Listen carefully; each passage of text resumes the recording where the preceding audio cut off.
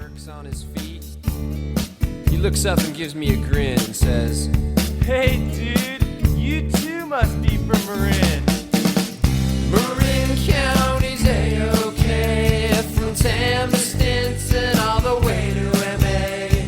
Fresh organic veggies in the market every day. Lieutenant Dylan and W.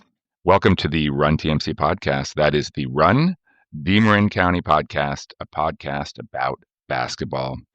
This is season 2, episode 30, the finale of season 2.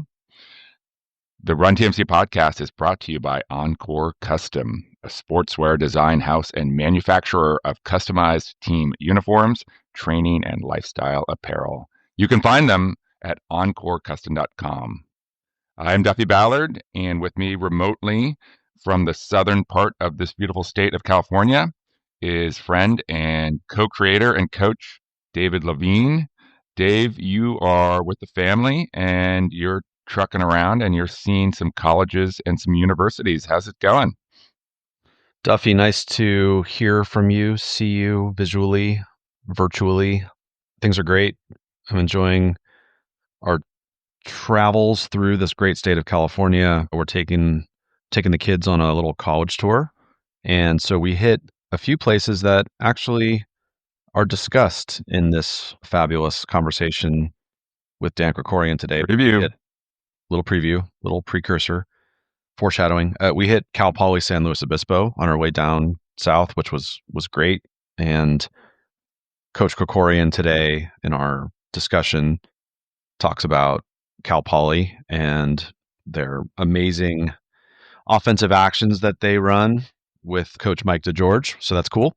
But Cal Poly was great. And then we hit up UC Santa Barbara. We saw UCLA. We saw USC. We got a few more. So it's fun to tour these campuses. I'm trying to figure out how to create a time machine so I can go back in time and go back to college because I want to go to there, as Tina Fey once said in 30 Rock. Now, how do you feel about doing the formal tour versus just going to the campus, walking around, hitting the bookstore, finding some place to eat nearby, just getting a feel of the place? Do you have an opinion? I do. I'm glad you asked this. And I was equating this. I was talking to my daughter Lucy about this. Duffy, like when you go and you buy a car, for example, I'm always mindful of being influenced by the quality of the salesperson. So let's say you're buying a car and it's a great car, but the salesperson doesn't really know their stuff and he or she is maybe annoying or overly salesy, or you just don't like their style.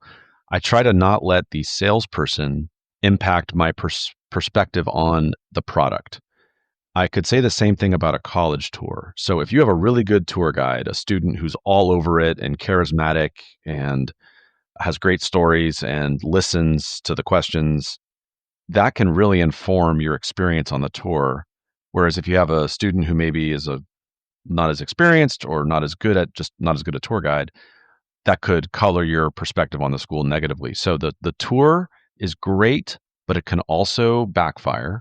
I will say we did UCLA. UCLA is incredible. Obviously, it kind of sells itself. But my wife, Katie, went to UCLA, so she was our tour guide yesterday on UCLA, and that was cool. So if you do a self-guided tour, that's great.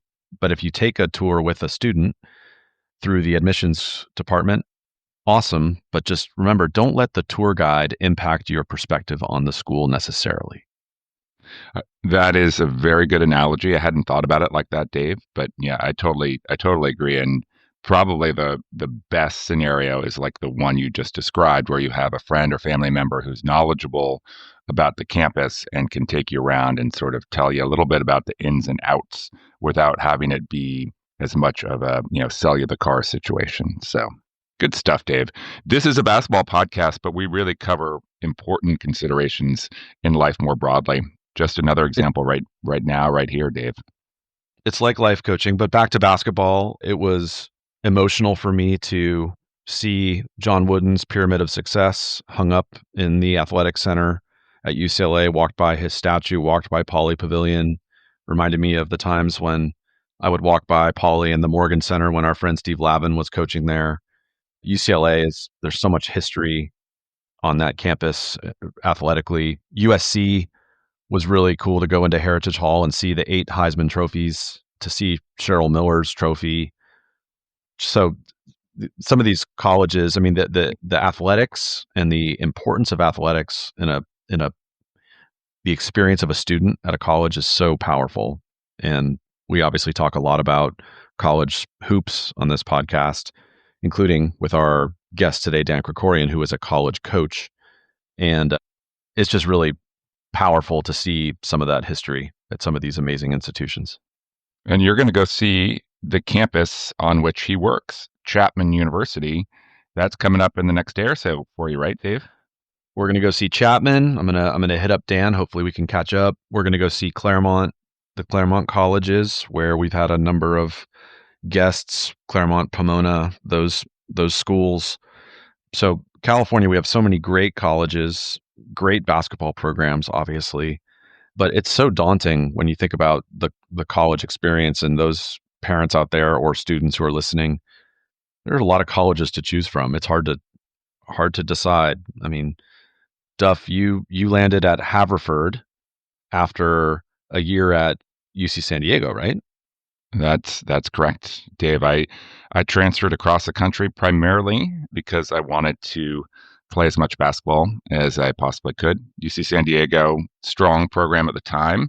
It wasn't looking like I had much of a chance of breaking the rotation there over 4 years or 5 or however many years it took me to graduate from a UC school. So Haverford, the program, to put it like pretty bluntly, it kind of sucked when I went there, Dave. And so I got a chance to play. And we became, I'd say, almost average by the time I graduated. But that wasn't the important part. The important part was the friends, the education, the experience, which still I treasure to this day. So, but to go back to your earlier point, if I had spent as much time and effort touring campuses as I have with my kids, I don't know that I would have ended up at Haverford. Maybe there were other choices that would have been better for me. I guess it's hard to say. Yeah, it's hard to say how people ultimately land where they go. And we've talked about this in several episodes recently, in particular, with the changing landscape of college athletics. As a basketball player, if you're a really high level basketball player and you want to play in college, every year you kind of get a new opportunity, it seems, these days with the transfer portal and the dollars that are available with rev sharing and NIL. And, as you tour these schools and you get to know the campus, and I was thinking about it as a coach, right? Like I was touring UCLA and USC, and I was thinking, okay, USC, Eric Musselman's the coach, great coach. Obviously, he's been at Arkansas, he's been at Nevada. He's a really, really good coach. And he gets to know the school, I'm sure, and he's selling the school to the prospective students. But he has to do that every year now.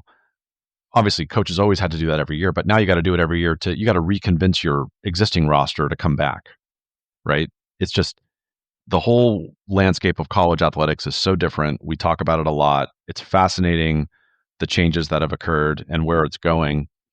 And, we hit on this a little bit with Dan today in our discussion. I mean, Dan's coaching at the D3 level. The transfer portal activity, not probably as pronounced at the D3 level, but it absolutely is impacted. It trickles down, right? So as D1, there's a movement of players that then opens up opportunities. You have some D2 players coming to D1 and vice versa, and it's all related. So it's a challenging time to be a college coach is the bottom line, but it's also, the game is in such a great place right now, and the talent level is so high. It's a really fun time to be a coach. So yeah, and you have a chance to remake your roster like in one summer or like in a month, right? So that's both. You could lose your whole roster, but you could remake your whole roster, and you could take a big jump in talent, depending, both on opportunity and chance. So yeah, great point, Dave. I want to tell you, I was down at Chapman University recently just for a little stroll around campus, not a formal tour. It's a lovely campus, kind of an idyllic location. And if you're in the need of any type of antique product of any sort, the city of Orange has got you covered. So, man, I have to say, probably there were more antique stores in that little city of Orange than per capita than anywhere else in the world. So get the kids ready for a little antiquing, a little thrifting. I mean, do I sense an offshoot podcast? Run TM antiquing, potentially? Run TMA? I'm not sure. Run TMA. Yeah, exactly. Let's get to our glossary term, Duffy. We have a glossary term, which, you could argue we stole this whole concept from a great podcast called Slappin Glass, which Dan Krikorian is the host of and creator of.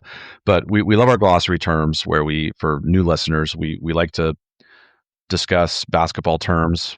Sometimes we have people who maybe aren't as up on the X's and O's or the nerdy nomenclature. But you have a bespoke glossary term that you invented. Well, yeah, I think so. This is a first for me and for the podcast to sort of, to create from the ground up a glossary term. But we'll see how it goes. Actually, I'm going to workshop it with you, Dave, because I'm not sure. There are two different options that I'm working on. So anyway, the concept comes from summertime. If you're a basketball player and you're actively in a program or about to be in a program, this is the time where you get a lot of hours in the day where you could potentially work on your game on your own. So, and to quote the late and great John Wooden, the best competition I have is against myself to become better. And this is the time of year for most basketball players where you have the most opportunity. So what's a term that gets at that? So you've heard the term balling out, right, Dave? We have a good friend, John Granucci, who loves this term. And balling out, I would say, just means that you're out there and you're just playing really well. Like you're vibing yourself to, you're in the zone, whatever you want to call it. So that's balling out. How do you feel about the term balling out? I'm in favor of balling out. I rarely find myself balling out, but I'm in favor of the term. Okay, so this is sort of the other side of the balling out coin, and that is we're going to try repping in. All right, so this is not reputation. This is repping, as in getting your reps in. So not reputation, it's repetition. So repetition, repping in, and the concept is that it's the middle of the summer and you're in a gym and you're on your own, or maybe you have a partner, or maybe you have Dr. Dish, but you're getting hundreds, if not thousands of shots up, game-like shots, and you're going hard, you're dribbling hard, you're shooting off the dribble, you're catch and shoot, there's sweat on the floor, you're exhausted, you're going through a couple shirts before you're done with the session, you're going home, you're hydrating, and you're just completely committed to making yourself a better player over the summer. You're repping in. Now, you could be repping out if you don't have a gym. You could be repping out at the outdoor court. I've been repping out at my new hoop, Dave, in the backyard, or in the front yard, really, and that's been great. So repping in, repping out. But what you're not doing is you're not going out to the movies. You're staying in and you're repping in. I love it. It's a great one. Good job, Duffy. You were a true innovator. This reminds me of, so our previous guest, Brian Murphy, KNBR 680 AM sports talk show legend, amazing guest. We've gotten great feedback on that one. Thank you, Murph, for being on. But Murph is a proud UCLA grad, and he, just off the top of his head, rattled off the great John Wooden quote. And I was, as I said, I was touring the UCLA campus yesterday, and I saw they have a huge pyramid of success posted in the athletic center. To quote John Wooden, and this is related to your reppin' in term, Duff, quote, "Success is peace of mind, which is a direct result of self-satisfaction in knowing you did your best to become the best you are capable of becoming." Mm-hmm. So it's not just success is winning. It's not that success is beating the opponent. It's becoming the best you that you can become based on your effort. And I find that when I'm going into a game, any sort of competition, a meeting, if I did the work, if I did the reps and I'm prepared, I have so much confidence and I feel so much better than, there's no worse feeling than going into a test or anything when you're unprepared. And so just the season is a test, right? We're in the summer, we're studying for that test get your reps in, kids. Do the work. Work on your handle. Work on your shot. Get in shape. These are the reps that you put in today to prepare, and it'll give you confidence, and you'll have success regardless of whether you win or lose. Yep, well said. So, Dave, if you were to look up the thesaurus or pull up your online thesaurus and put in repping in, you might also see grinding in. So, because you could potentially, you could be grinding, you could be doing, your conditioning, you could be doing your vertibacs. Of course, you're also repping in. So, anyway, that's another alternative here as we workshop this a little bit.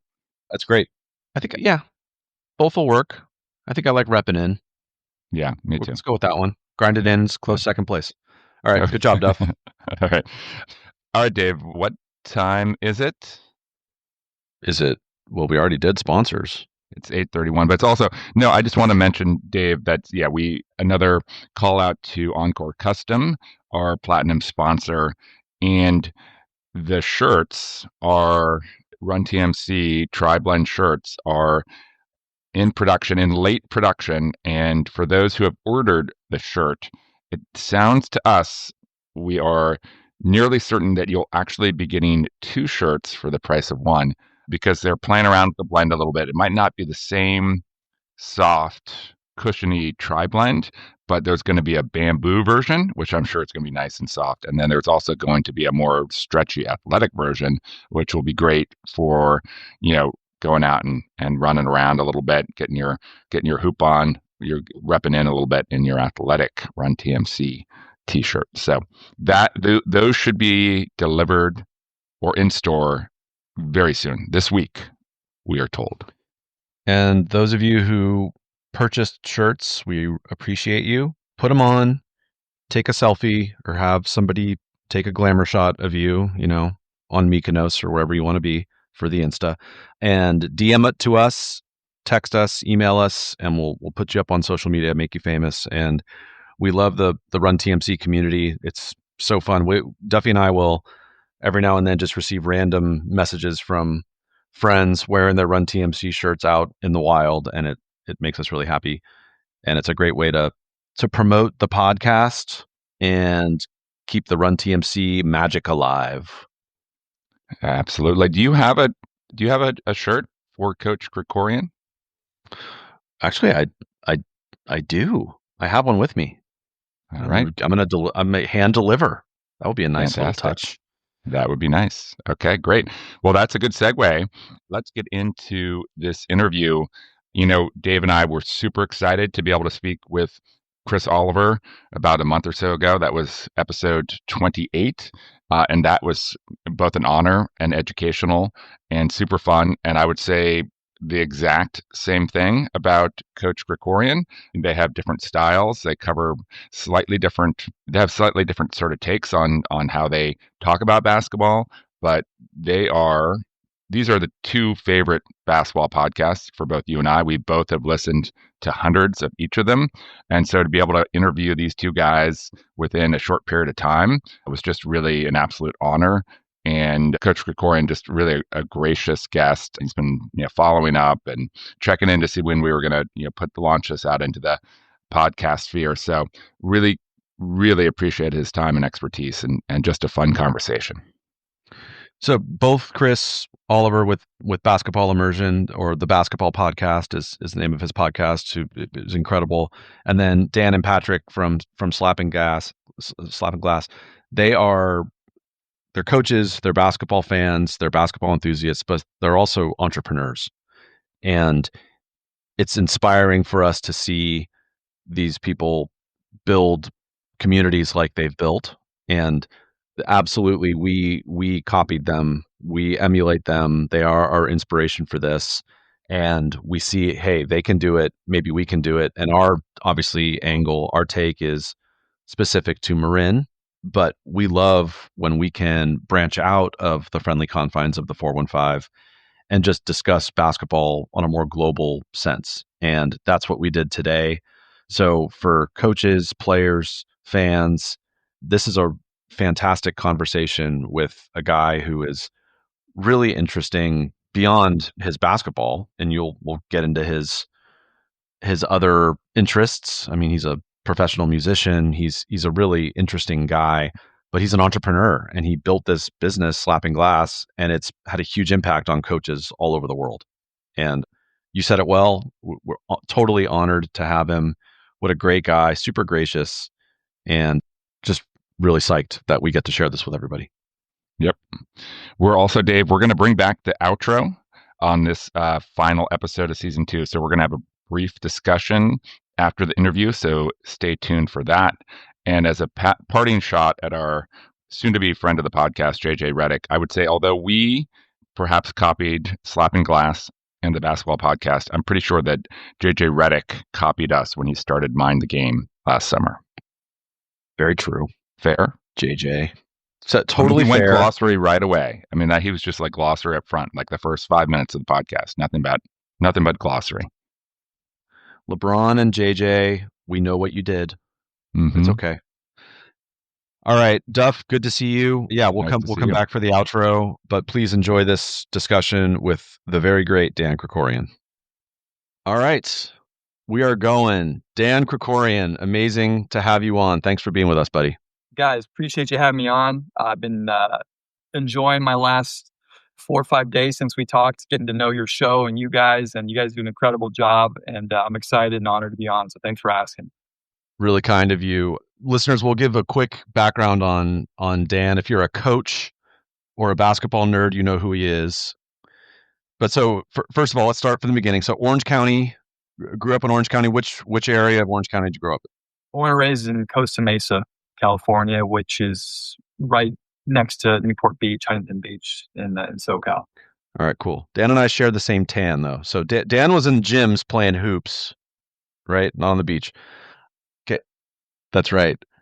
Costa Mesa High School, a good player at Costa Mesa High School. Dan, I was trying to think about famous alum, aside from you, from Costa Mesa High School. Can you name any famous alumni? Well, one person who's a really good friend of mine that I went to school with is an Olympian, Sharon Day Monroe. So Sharon Day, soccer star, track star, and she did the 2 Olympics, I believe, maybe 3, Sharon. I can't remember all the Olympics she went to. But I grew up with Sharon. She was like, so we were the same class at Costa Mesa, and she won everything. I mean, she was an amazing athlete and went and played college soccer and did track and field. So I would say that one. I know a guy I actually coached in my short stint as a head coach there at Costa Mesa, Quentin Bell, actually won a ring with the Tampa Bay Buccaneers. He was on their roster, I believe, when they won the NFL Super Bowl a couple years ago. I know there's some famous baseball guys back in the day, so that's just off the top of my head. Maybe. There you go. That's pretty good. Pretty good. So the one that I liked, Duffy, Dan Quisenberry. But the quiz, yeah, like the quiz, the sidearm submariner from the Royals, pride of Costa Mesa High School. Well, actually, Dan Krikorian is the true pride of Costa Mesa. Okay, so Dan went from Costa Mesa to Chapman University in Orange, California, where he played from 2003 to 2007. Famous alumni of Chapman, Dan, is our friend Steve Lavin. Yes, he is. Met Steve a couple times. He comes around campus from time to time. So great guy. Great guy and a absolute, inspiration to all of us in Marin. I texted him and said that I'm having you on. He's like, "Oh, Dan's great. He loves what you're doing for Chapman." So Dan appeared in 73 games in his Chapman career. By the way, Chapman is D3 and they're in the vaunted SCIAC. We've talked about the SCIAC a lot. We're going to come back to this, but we some Marin kids have played in the SCIAC. So Dan was a 3-point shooter, came off the bench, sank 58 3-pointers in his career. Over 80% of Dan's made shots came from 3-point range. So you were a 3-and-D guy. Go ahead, Duff. So if you have listened to Slappin Glass, the podcast that Dan co-hosts, you probably know the start, sub, sit segment. So we're going to sprinkle in a couple of those, Dan. And I'm going to start since I'm also a 3-point shooter and Dave's a 3-point shooter. We got 3 threes here. Oh, please.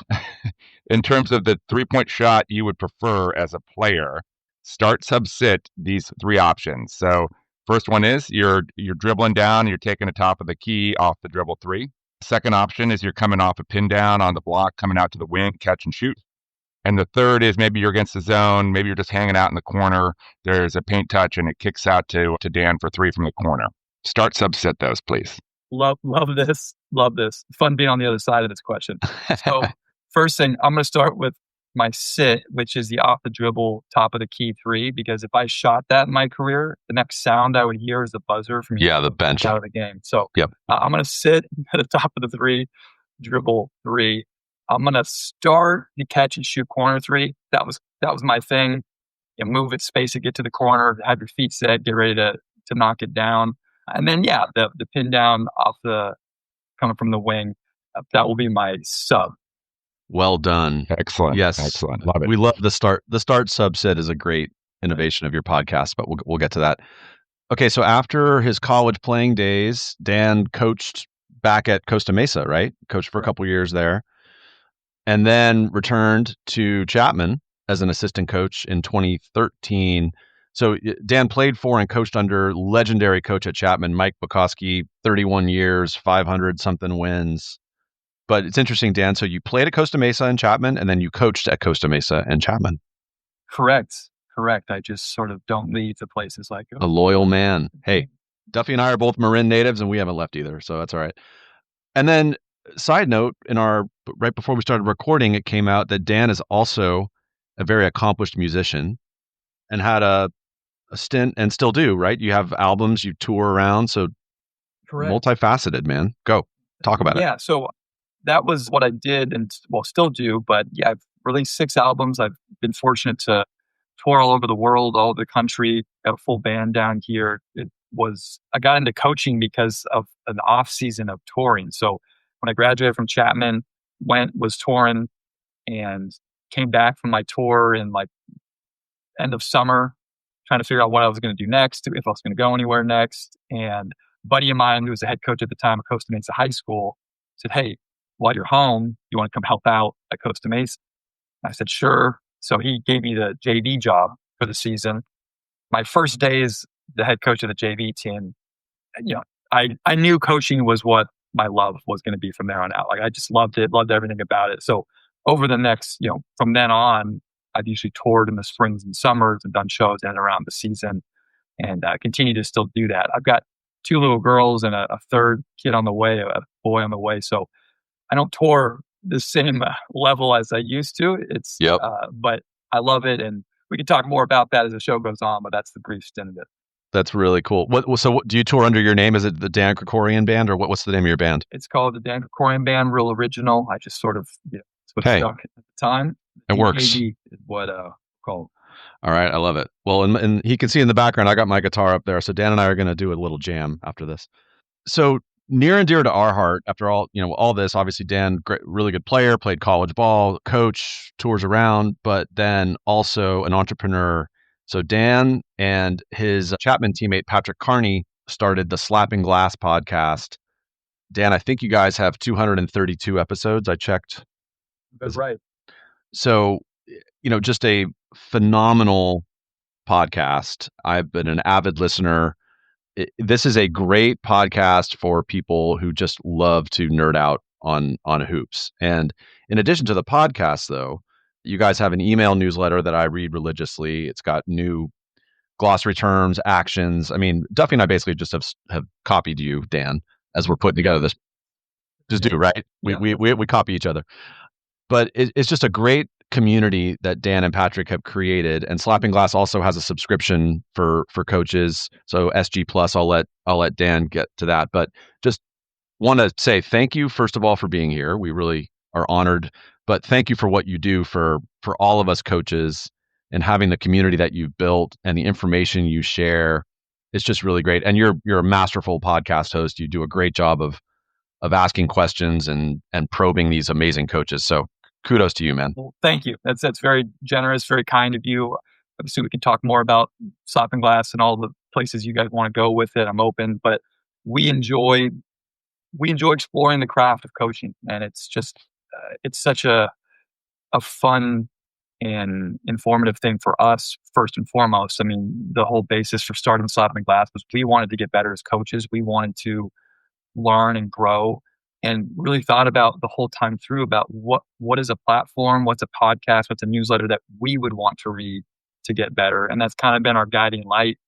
the whole time through this whole thing. And it's amazing where it's gone in 5 years. I still pinch myself when, some of my heroes get on the show and they actually pop up on the other side of the camera. And we just try to do our best to bring out the best information from them so that it can help the whole community. So it's interesting. Duff and I have been doing this, for much shorter time than you have. We've got something like 70 something episodes, and we've had some amazing coaches. And I find myself, we're both coaches, right? Duff coaches boys high school. I coach girls high school. We're both assistant coaches right now. We get all this amazing information from these coaches and ideas and strategies and drills and tactics. I mean, you've got that on steroids with 200 something episodes. You're talking to college coaches. I'm curious, you're a coach yourself. How do you leverage the information you're gleaning from your podcast without, it seems like information overload? Yeah. How do you not just try to do everything? Yeah, I think that was something really early on I've been really careful about, because I think especially as a young coach, you want to, there's the tendency as a younger coach to want to show people you can really coach and look at this cool set and look at this cool thing I can do. And I think the longer I do it, and now I'm a head coach at the college level, and all the guys and men and women that I've interviewed and talked to all the time that I really respect, they have a fundamental understanding of who they are, first of all, as a coach, who their players are.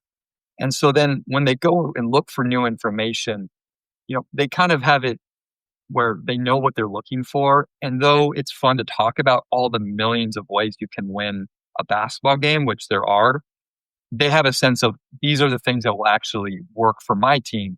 And I think that's something I consistently go back to is who do I have on my roster? What do I believe in as a coach? And then all these things are great to talk about and to study, because I think everything you study and talk about makes you better as a coach overall. And maybe it helps you in scouting. Maybe it helps you in, some little way down the line you didn't even know. Like you didn't know you're going to use a zoom to a hook screen at the beginning of the year, but then all of a sudden it arises in a scout situation. And it's like, now I can maybe go and look at that. So I think that's something, all the things we talk about, all the things we study, I use 10% of it. And that's on purpose, because you can't overload your guys with the millions of things to do. You got to, be good at a few things. And so that's something I think about all the time. Yeah. So do you find that there are recurring themes that coaches come back to? I mean, again, you've talked to NBA guys, men and women, college level. Are there kind of recurring themes that come back that it kind of stay with you? I think, especially maybe the last year, teaching how to play over teaching plays has come up all the time. Yeah. Not having, we all, I'm assuming, the two of you, if you're listening to this podcast right now, you might be a bit of we call them sickos, like Slappin Glass sickos, like you just can't get enough. And so. Yes, Dan. Yeah. Yes. Duffy and I are texting each other plays and sets constantly with other groups. We're total nerds. Yes. So, yes. And I'm with you. And I think the thing that I find interesting about the people I really enjoy is, yes, those are important. And yes, people have ATO playbooks. And yes, play sets have a large part in the game, I believe. But really teaching fundamentally how to play and principles of play, how to cut, space, move, that comes up a lot recently. And I think that the great coaches are really coming to understand, how do you do that with your team? So that's coming up a lot, all the way back to how do you teach it? How do you practice it? What are the underpinnings of the theory behind the learning? I know you've had guests on or coming up too that are great with that stuff. So that comes up a lot. The other thing is high level cultures, and not just the stuff you post on the wall that sounds good, but how do you really truly build high level cultures that win and sustain? I think that is at the higher levels so important, and I'm just at all levels. I was a high school coach, culture was so important. So I think that comes up. And then the last thing I think Pat and I always end up talking about and coaches get into is extra possessions. So how do you win the margins of possessions? So whether it's offensive rebounding tactics, whether it's a defensive coverage, as you're trying to win games and the better and better the competition gets, can you steal possessions? Can you be a little better in these things? And I think that is always an interesting conversation, is how are coaches thinking of doing that. All right, Dave, I got another start subsit. If you're ready for it, Dan. Yep. If you're trying to teach a team how to play a certain style, and you just hit on a number of different ways you could get there, start subsit the culture that you build and the communication. So culture and communication. Then there's number 2 would be feedback in the moment, using either in the moment or film. So feedback, in real time or film. And then 3 would be specific drills working on a skill. So, for example, if you guys want to get better at stunt and recover because you're playing a press defense and you're doing a 2v1 where, all you're working on is just that stunt and recover and the key from your big. So I sprang this one on you. Didn't have in the script, but anyway. Okay. Go for it. I love it. I'm going to sit the drills, come back to that. I'm going to start the culture and I'll sub the feedback. I don't really think you can do if your culture and your communication with your players isn't locked in, you don't have a group that believes in you. It doesn't matter how cool your drills are and your sets are. Like, it's just going to fall apart eventually. And so I think it's something I think about and talk about all the time with our staff, with our players. I mean, we have to get the culture and the communication right. And that kind of bleeds a little bit into how we give feedback and how we stop drills versus not stop drills. And so I think those things are, one of them starting, one of them the sixth man, maybe coming right off the bench in that first immediate out. So I would start there. I think the drills are very important. Definitely how you do that, how you structure practice. We can get into that. But in those 3 scenarios, I think you got to start with the culture and communication. Yeah, totally agree. Top down, right? Correct. So in setting culture, does that come from you? Does that come from your captains? How do you go about setting culture? Because it's an interesting topic today in the college game, particularly because rosters are getting revamped now almost 80 to 100%, right? So if seems like in today's college game, it would be harder to have that culture because every year you're starting from zero. I'm just curious how you approach that. Yeah, 100%. And I think to answer your first question, it starts with you as the head coach. It starts with me. One thing that, this is my first year as a head coach at the college level. I was, 11 years as an associate head coach. And it was just a dramatic, great change for me. I've been a head coach once at the high school level, but I was, when I was in my 20s and a different person. I think that the difference is as a head coach, you set the culture, you set the reality of your team and everything. Like, as an assistant, you are ideas and you're in everybody's corner and your suggestions and you're the workhorse. You're doing all these things, but what makes you great as an assistant doesn't make you great as a head coach. And I think that's a big learning that I've talked to a lot of first year head coaches about is you've got to continue to evolve. And one of them, it's just how you communicate and how you set the culture day in, day out. After a loss, you got to be the same after you win by 20. Like, you can't flinch. And so I do think it's just so much with the head coach. And then, of course, it flows downward from there. Your staff, your captains, or your just key people. Sometimes the best leaders on your team aren't your captains. And I found that. You guys have probably found that out over the your coaching careers too. That's great. It's interesting. I was talking to somebody recently about the difference between coaching at the high school level, coaching boys and girls. And something I've noticed as a girls coach is girls really read into your energy. So having consistent energy, I think, is really important when you're coaching girls. Really, boys can be the same as well, but generally boys aren't as in tune with your energy, whereas girls are. So if one day I'm showing up and I'm like, you guys do whatever you want, I don't feel great today. And then the next day I'm actively coaching and okay, here's what we're doing. That energy shift, the girls will not like that. So you just kind of have to be the same energy at the college level when you're coaching, Division III college men. You got players. Talk about coaching energy, and do you have to maintain that consistency? 100%. And you're 100% right about. So I've got 2 daughters, and if I have a bad morning, they know it. They ask me about it. Like, "How you doing? Okay?" So they feel that energy for sure. I also have 2 daughters, and Duffy has a daughter as well. So yep. So girl dad all the way. Yeah. Yeah, it's one of the energy thing. I think you're spot on, and one of the things obviously as a head coach, like the consistency. I think that like being consistent, being sturdy. I like the word sturdy a lot. Just something that the players and the staff and people around you can always know is there, is not going to change, is not going to move. You might, I mean, you feel it. I mean, you guys know Yeah. the ups and downs of the season and coaching, how hard that can be. But I think as the leader of a program, you have to have that steadiness, that sturdiness. And it doesn't always mean you're happy or you have the same lucky. Like sometimes guys want the real stuff out of you too. That's the one thing is you can't fake players out. You can't pretend to be someone. I can't pretend to be my heroes and be a good coach. I have to be fully me. And I think they respond to that mostly. And so that's something that I think I continue to learn from my career and my first year as a head coach of just, it doesn't matter, win by 20, lose by 20, that next day, like this is who we are. This is how we attack the next day. And it starts, with me truly.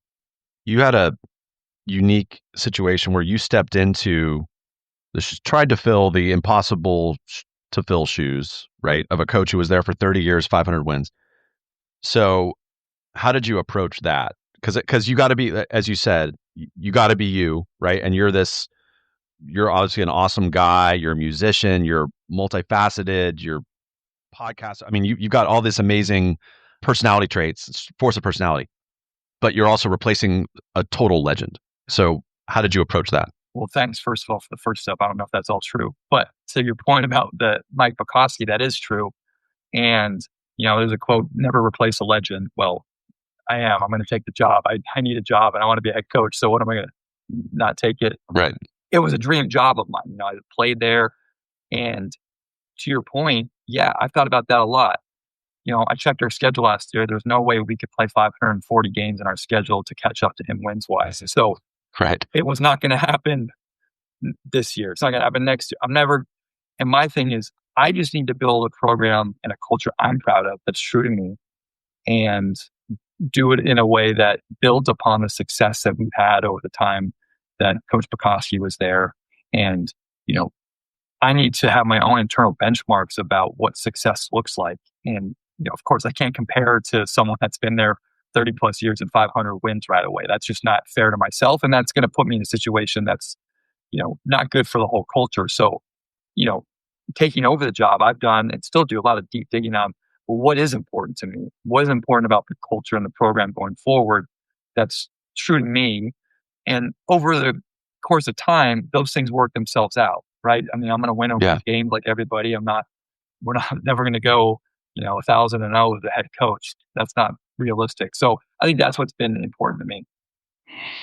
Hey, Dan, in talking about culture and setting it, are you a fan of the non-negotiable, listing your 5 to 6?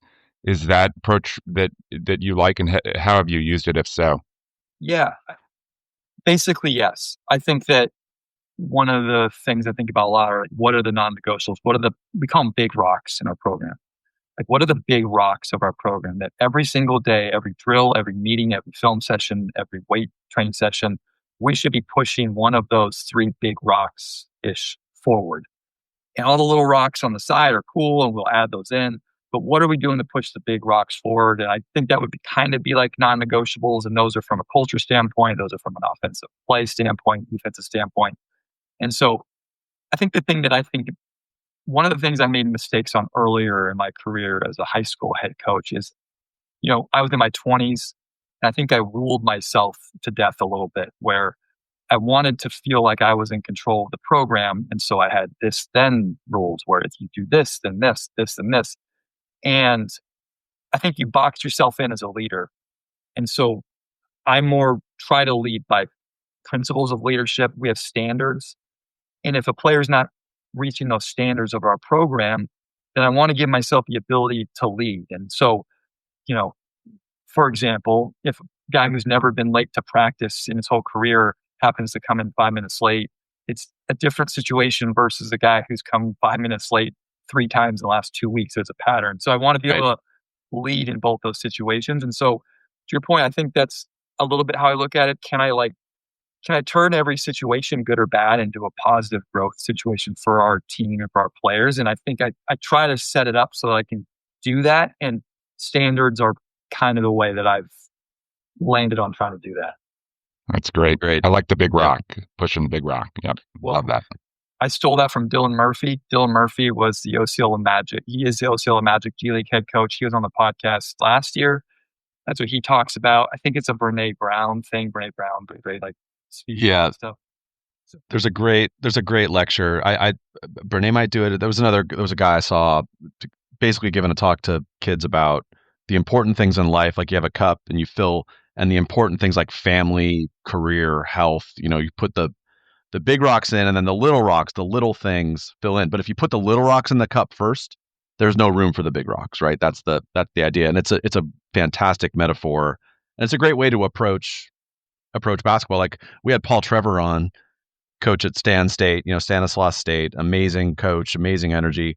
And I still remember he talked about his team's non-negotiables are gratitude, compete, body language, like these things, these really just foundational things, and be coachable. Those were his four, right? Just really great. Controllable. Exactly. Yeah. Exactly. Okay. A theme that we talk about a lot on this is the lost art, Dan, of pickup. Yeah. When we were all growing up, right? I know you're younger than we are. You're about 10 years younger than I am, but I'm sure you played pickup growing up. And we've talked ad nauseum on this about how kids today don't really play pickup. They've got curated skill sessions and stuff. How do you view pickup? And do you have your players play pickup in the off season? All the time. I mean, that's one of the things. And we had our player exit meetings before the summer. A lot of what we talked about is where are you going to play in the summer? Like, and trying to help them find gyms against better players than them. Like you need to go find, D1 runs. You need to go play in great men's leagues against, great men's leagues are great. Older guys know how to play. So you need to play against better competition than yourself. Okay, you and your trainer get in the gym and work on things that, are specific to what we want to do. That's good too, but I agree with you. And I think I think there's a movement also kind of swinging back to like, listen, we got to play more. We got to play more games because that's really how, like, we grew up. You go to the park, you play, and that's how you develop a little bit your feel and your IQ, and you get your teeth knocked in a little bit and certain things. And it's like that's good for you. It's learning how to do this. So I'm in agreement. We talk all the time. Our practices are set up to we're playing all the time. Like Yeah. I think I don't want to drill them to death and just do stuff on air that doesn't really help. So I think that's something in the summertime, because we can't work with our guys in the summer at the Division III level. They're on their own. We can't do anything specifically with them. So we are constantly talking, where are you playing? Make sure you seek out the best game because that's the best way to get better. It's great. I think also just the social lesson of playing pickup against people that you don't necessarily know in an environment that maybe you're not comfortable with. Like we talk about it ad nauseum as coaches, learn how to be comfortable with being uncomfortable. Yeah. Right. And so you got a road game, you guys are going up to Washington to play Whitman College or whoever, right? It's a gym that you guys have never been in a hostile environment. If you're used to playing pickup in gyms that you're not familiar with against strangers, and you got to figure out how to build rapport and learn how to win these games, that's such a great lesson. Yeah. There's nothing better too than when if you lose, you're sitting for an hour on the side. Yeah. Like when we came up playing, I'd go and play a place where, if you don't win, you're sitting for, it could be a long time. And so you better take a good shot. And the right guy better take a good shot, because otherwise you're going to cost your team here and you're sitting for a while. So those kind of rules, laws of the jungle come to play too, of like, hey, you better play to your strength in these pickup games when you really got to win, or else people aren't going to be happy with you. And to your point too, you might pick up a guy you don't really know. Well, you better quickly figure out how to play with that person. Yeah, but my old high school coach, Jonas Honeck, who we've had on, he's an amazing coach, has won state titles, incredible. He talked about how pickup teaches pecking order. And that's what you're talking about. And Duff and I talk about this all the time. Like, all right, if it's 9-8 and we're going to 10, I know I'm setting a screen and I'm getting Duffy a shot because I know the pecking order. I know that Duffy's the guy I want taking that shot. Okay, Duffy, we're going to have to nerd out now with Dan. We've got Dan. Love to. Let's go. Duffy's not afraid of nerding out. Okay, Dan, I mean, you've been exposed to every conceivable offensive action there is in the game. who does it well? Who are the coaches that you really admire? What are the frameworks and the actions that you keep thinking, man, that's great? There are so many to name, and I'm going to get done with this podcast and Yeah. to text you guys a bunch. Instantly regret your choices. Yes, go ahead. Exactly. But I'm going to give you a couple West Coast guys that I think are doing a great job that people might know. I think that what Eric Olin did at UC San Diego this year, and now he's going to be at New Mexico. I think Eric's a great study. He's a great person and a terrific coach, obviously, but just the way he thinks about offense and spacing and cuts and timing, I think is elite. I think that last week we had on the podcast Cal Poly San Luis Obispo head coach Mike DeGeorge. The way they're playing at Cal Poly and the way he thinks about offense and the analytics behind it, and it left me really, really thinking. I think that Coach DeGeorge is a guy who's a D3 head coach, then D2 head coach, and then now at the Division I level. He does a great job, and we can talk about why if you want to in a second. And then a couple other people just I found myself studying all the time. At the G League level, TJ Saint, the Birmingham Squadron, does a great job of just a bunch of. The G League's great because you can just try stuff. Sure. You're able to do a bunch of different actions, and you have different players some days and other days. Like, guy gets called up, guy gets sent somewhere else, and all of a sudden you got a new team. You got to quickly try stuff. So I like that. TJ Saint did a podcast with us last year, which was unbelievable. So he's great.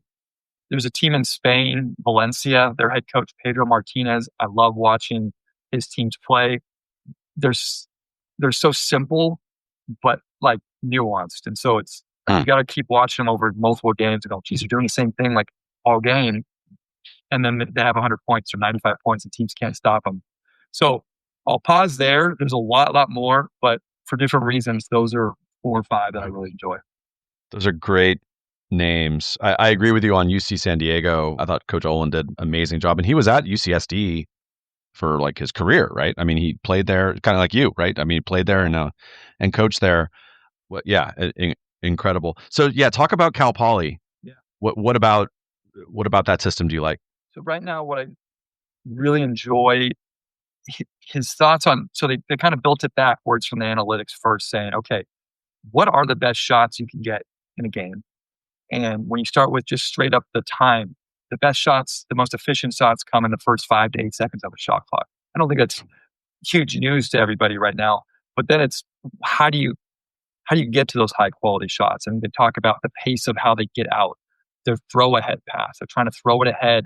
And then they've looked at the percentage that you shoot from 3 when the shot comes after a paint touch kick out 3 is so much higher than any other 3 you get in a possession. And so their whole thing is, well, how do we get into the paint and spray that thing out for those kinds of 3s early in the shot clock over the course and continue that? And so how do you space around it? How do you move around it? And then once you don't get it, how do you structure your offense so then you get it again later? So you're going to get it eventually. It's just how do you eventually get it? So I've enjoyed studying, like talking to him and then studying their film and thinking about pace of play. And not everybody can play so fast. I mean, we've had coaches on the show. Ben McCollum is one, who's now the head coach of Iowa.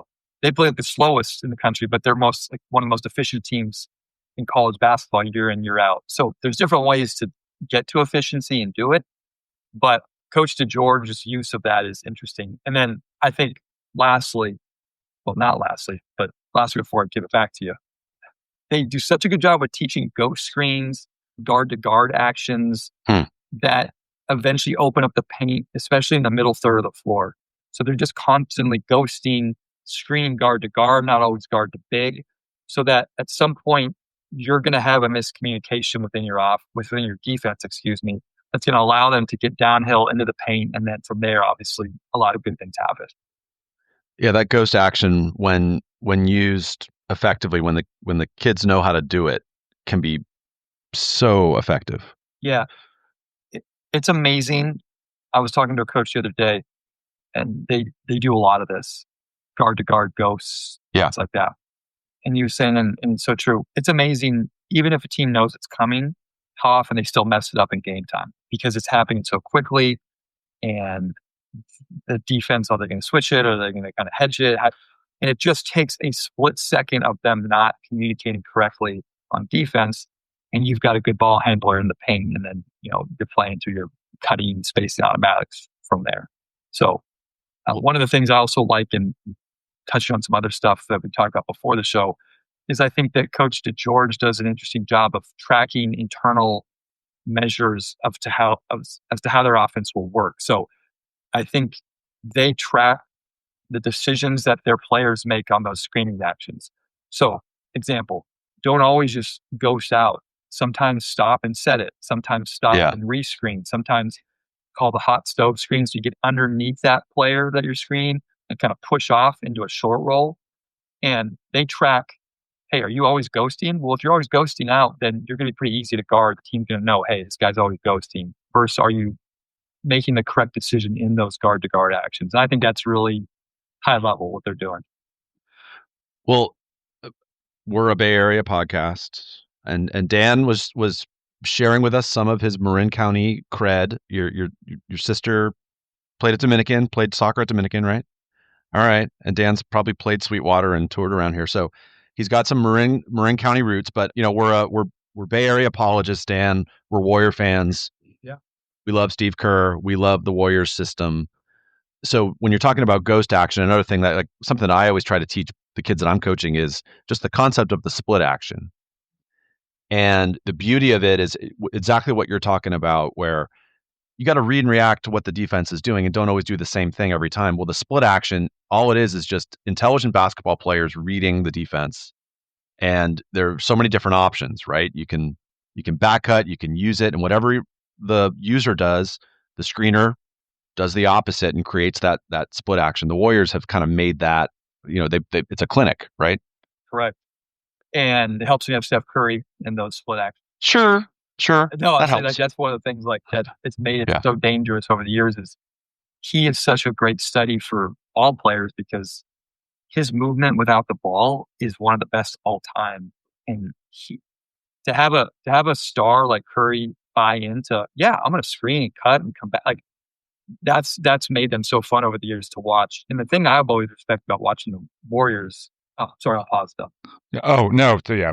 Well, I was gonna reference your recent podcast where you had Bob McKillop on, the legendary coach at Davidson, and he was talking a little bit about Stephen Curry, and he said elite eyes and elite ears as the two qualities when he is at Davidson.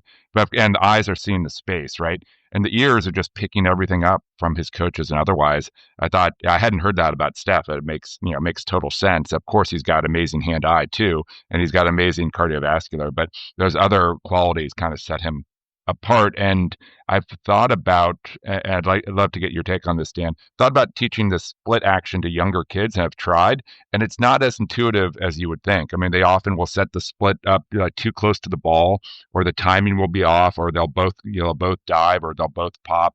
It seems so simple when Steph and Clay run it, but when you try and teach it, actually it requires like a lot of reps.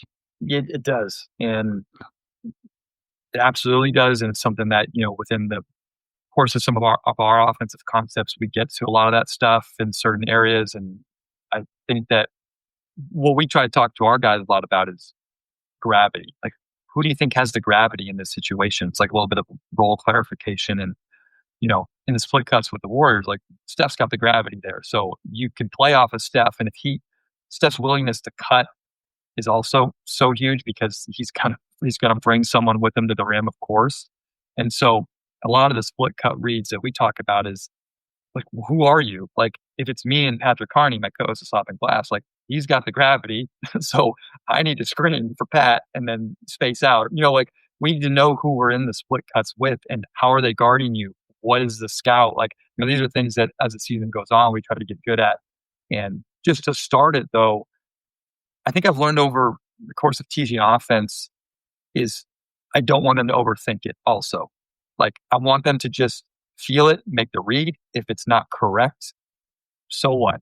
Like, they got to guard us for 30 seconds of this stuff. They just have to make a half of a mistake for us to score. They don't need to make 99 mistakes on defense. So make the read, that the cut that feels good. If it is a slip and it wasn't open, so what? We'll play the next thing. I think that's something, going back to the Warriors, what's also made them so elite is their re-triggers. So yes, they come and run a high split cut, but if that thing's not there, their next action is so fluid and so fast. And once their offense breaks down, they can re-trigger through Draymond Green so quickly. And everybody, it's like this thing never stops. I think that's where the true magic is within what they do. Yeah, the Draymond's role in that, and just even a guy like Looney, right? And going back to the, Bogut. I mean, they always had these big players who were crafty with the ball, who could make good decisions and reads. And so that's just, there was a thing, I mentioned this in a previous episode, but I saw a clip of Kerr talking to Tom Tolbert recently, and he kind of distilled down the Warriors offense as a hybrid of the triangle with Phil, which obviously Kerr had exposure to as a player, and Pop's San Antonio motion. And I mean, two pretty good frameworks to steal from. Yeah, not bad at all. You're 100% right. And I think that's where, boy, man, we're getting into some of the stuff I love about when coaches come on our show is I think a lot of the greatness lies in when coaches take bits and pieces of 2 or 3 different offenses they love, and then they tailor it to their personnel, right? Like going back to what you can or can't do as a coach. And it's like, yeah, this works here because this guy we have is a certain type of player. And right, to your point, I think that's where the magic is in, don't just run Princeton because you saw a film of it once. And yes, it's a terrific offense, don't get me wrong, but if it doesn't fit your personnel, then how you tweak it to your personnel. So to your point, it's entirely true. Absolutely. And then the other thing, and we can move on from Steve Kerr. But Steve, we love you. No, Steve, you're welcome on the show too. Yeah, exactly. Run CMC first, then you can go to Slappin Glass. You're welcome on this show. Exactly. But I just love in the Olympics, so he's got all these great frameworks and split cuts and beautiful sets. And then the Olympics, it comes down to they got to win a game. Well, you got LeBron and you got Steph. Let's just run ear tug. Let's just run high pick and roll. Yeah. And he knew that those guys were going to make the right reads. Yes. Going back right. Sorry. No, go, Dan. Jeff, your first start sit with me about communication, feedback, drills, all that. I mean, let's go to a legendary, unbelievable coach in Steve Kerr.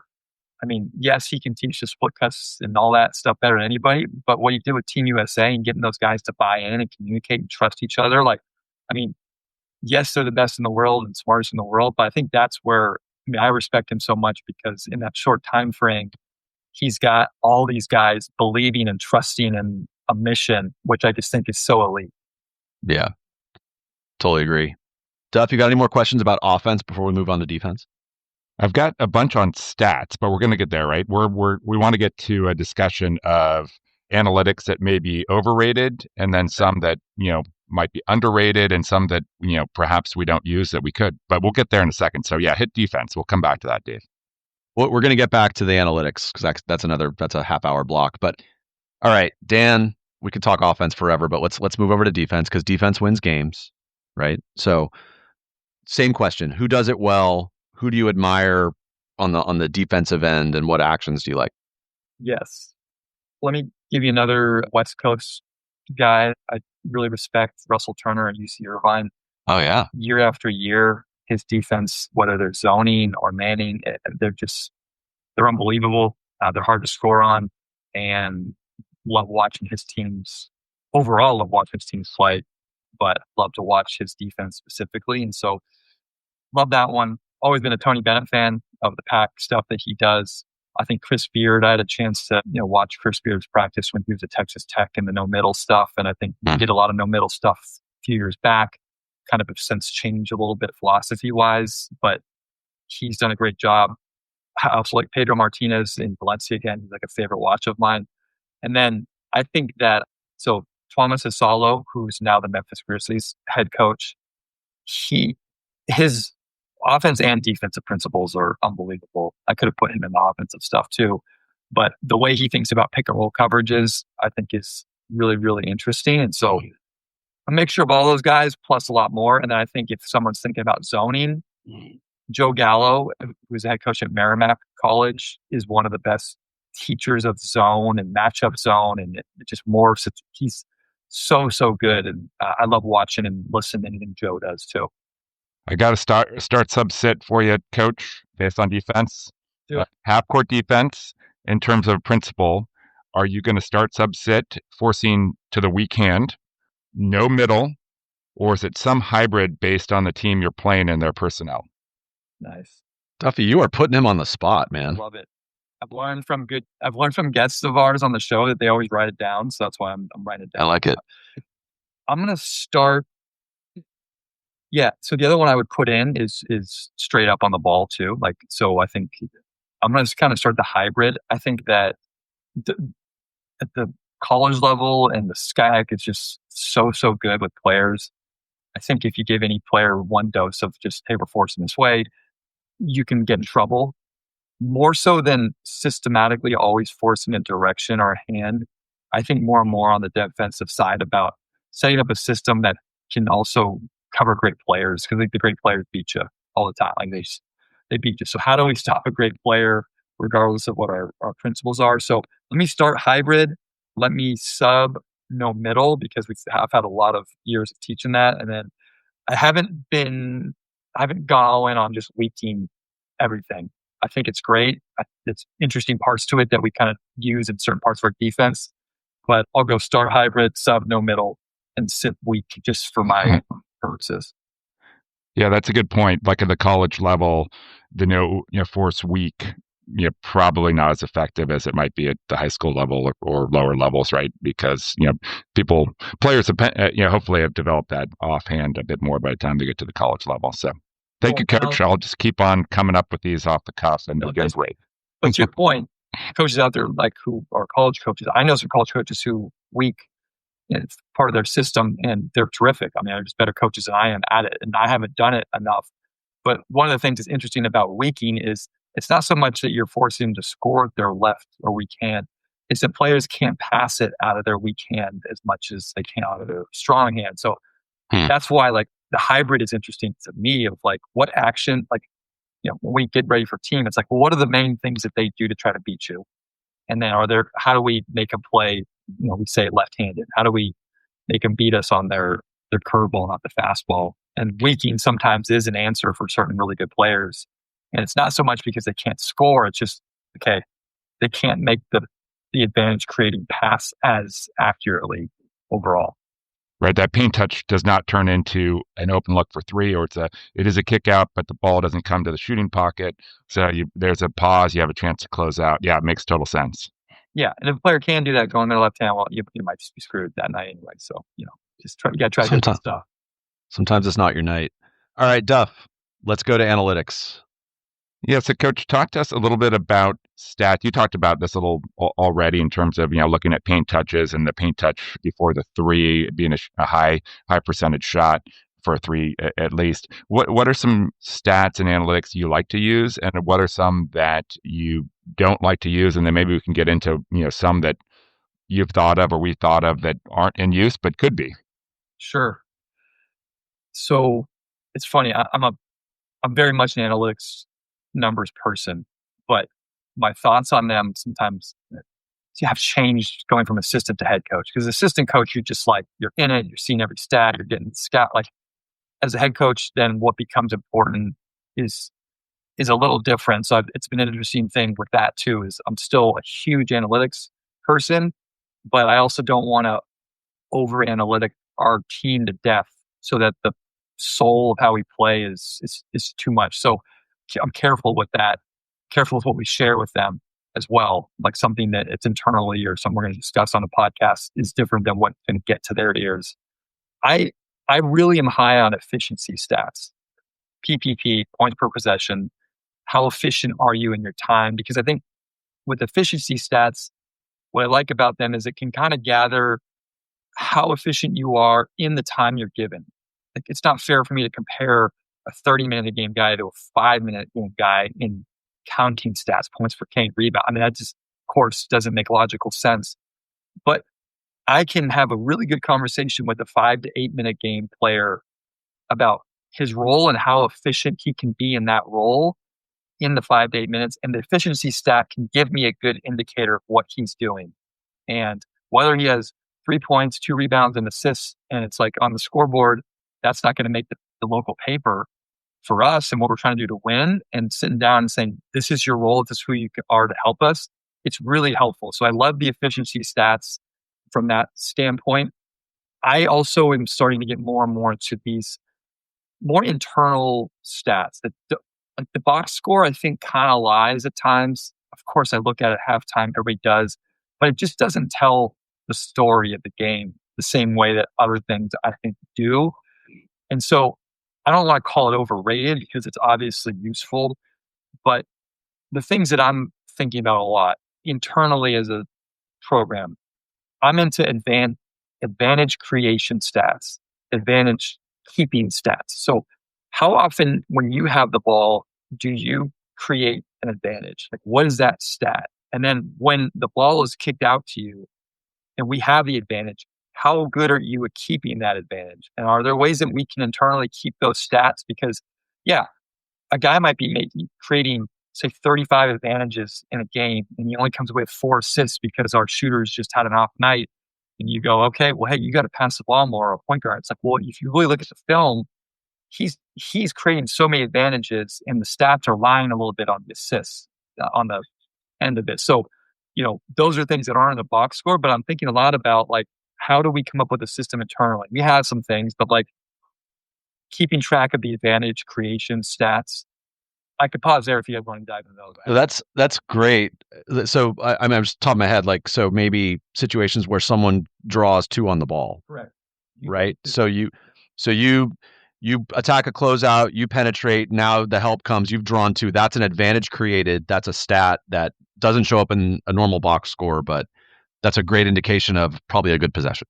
Right. Correct. Yeah, and it's, I think, player dependent, position dependent a little bit. But do you, if we're trying to play fast and get these paint touches out to create an advantage, like how many times does our point guards get in the paint and then make a good decision on kicking it out? Like, what does that stat look like? Because I think that really ultimately is the health of your offense. I mean, you both know it. You've had games where you've lost and you watch the film next morning or that night, whenever you end up watching the film, and go, you actually played pretty good.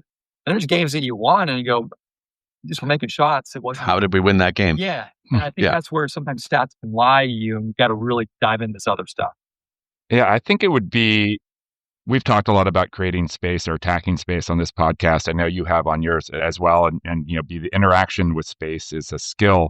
And it seems to me it's possible that you could have an algorithm that's looking at the game and it's looking at double gaps created or a double gap that's clogged because someone cuts into a double gap because they don't realize that, a player on the ball is going to attack it.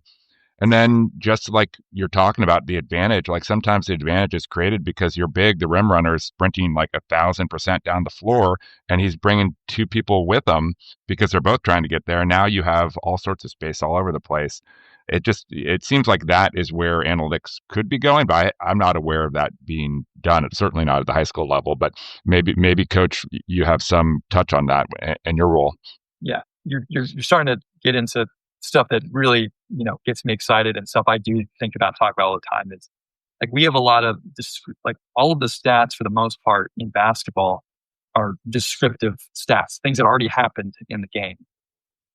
Can we get to a place where we get more, predictive stats where the cuts, the spacing is going to help a little bit more with whether or not the shot goes in, what's going on before that shot, that's going to give you a look at how good the health of your offense, the spacing, the cutting, the movement, the decision making. Can you get a score? You got 80 possessions a game.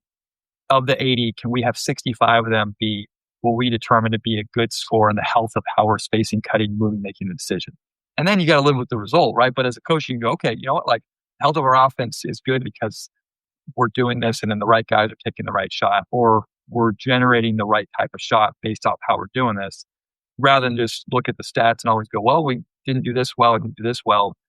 And of course, it's like helpful too in some ways because it tells some of the story. But I think that's where analytics is kind of trying to go, and what I'm talking with people about and interested in myself. And, we could talk off air too about this stuff too, because, I don't want this to get down to just the 3 of us talking, and we want to keep it so other people are listening too. But this is a good, fun area for me. Awesome. Yep. Maybe that's our next venture, like that. The next add-on to Huddle. Like you're looking at lineups and how the lineups do in terms of creating space and how many gaps they close and how many gaps they create. Correct. Yeah, That's what I'm thinking about a lot too. yeah, love it. All right. Now Well, we we've got really some- nerded out, Dave. So take us a little bit higher level. Yeah, we're getting jazzier right now. We're getting back to rock and roll. That's right. We're freelancing. Okay, Coach, walk us through a head coach Dan Krikorian practice. What are we doing? Yeah, I would say depends on the time of year a little bit. Of course, in conference, out of conference. For Right. the most part, my overall thoughts on a practice is I want to play as much as possible. I want them to be in situations that are game-like and create environments that we're playing. So very little downtime. I try not to overtalk. It's not my nature as a coach to just lecture for 30 minutes of an hour and a half practice. So try to keep it quick, move from thing to thing. I'm a fan of the, small sided games, ecological design, CLA stuff. I think that, working with it, it's kind of team dependent and how you put that in and what fits for you. But I think there's a lot of like coaches I talk about. I think it's like a good slice of the pie of your coaching. Like it's not always everything, or I guess it can be everything. And certain people want it to be everything. That's great. I think that also is like if you're new to it or thinking about how to utilize it, how can it just be a slice of the pie from a standpoint of how you implement it within your stuff? And so I'm a big fan of that. So I want to play a lot. To get points across, I do try to use different constraints, and I can discuss them. I'm sure fans of your show heard people talk about that, but I try to utilize those things that are important to us. And that's an evolving learning process for me too. And so, we try not to go over 2 hours. We try to go really quick. We try to play. We try to put them in game-like stuff. And then hopefully that gets us to where we can, operate in the game. All right. Give me one of your favorite team drill. Like give me your favorite small-sided game. And then I want your favorite kind of individual drill, like shooting drill or whatever. Sure. Okay. So one drill that I really like is called 4-on-4 play it down. So what it is it starts 4-on-4, 4 offensive guys, 4 defensive guys. They circle up and throw it out. And then it's played down, meaning after 4-on-4, after the shot goes up, the shooter and the guy guarding the shooter are off. And we throw it to a coach. They respace and the ball comes right back in. It's 3-on-3. Same thing, 2-on-2, all the way down to 1-on-1. And what happens is we do it where the defense, in order for you to get out, be out of defense, you've either got to get 4 straight stops in a row. I mean, you got to get 4-on-4, 3-on-3, 2-on-2, 1-on-1, and you're done. Team's off. Or you've got to get 3 sets, and a set is getting 3 out of 4. So let's say we play 4-on-4, offense scores, ball comes right back in, but then they get a stop on 3-on-3, 2-on-2, 1-on-1. Well, they've stopped 3 out of the 4, so they get 1 set. But they're not done. They got to get right back in. They got to get 2 more sets. Okay. I love that drill because what we do is we give different sort of constraints for the offense at times where, hey, you want to start with middle pick and roll. We want to get to a split action. So it's an offensive and defensive drill. And within all this too, within all this too, there's a lot to explain, but we have a shot clock on each thing. So there's 15 seconds for 4-on-4 and 3-on-3. There's 10 seconds for 2-on-2. And there's a 5-second shot clock for 1-on-1.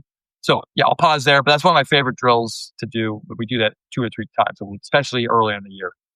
Yeah, that's great. I love that.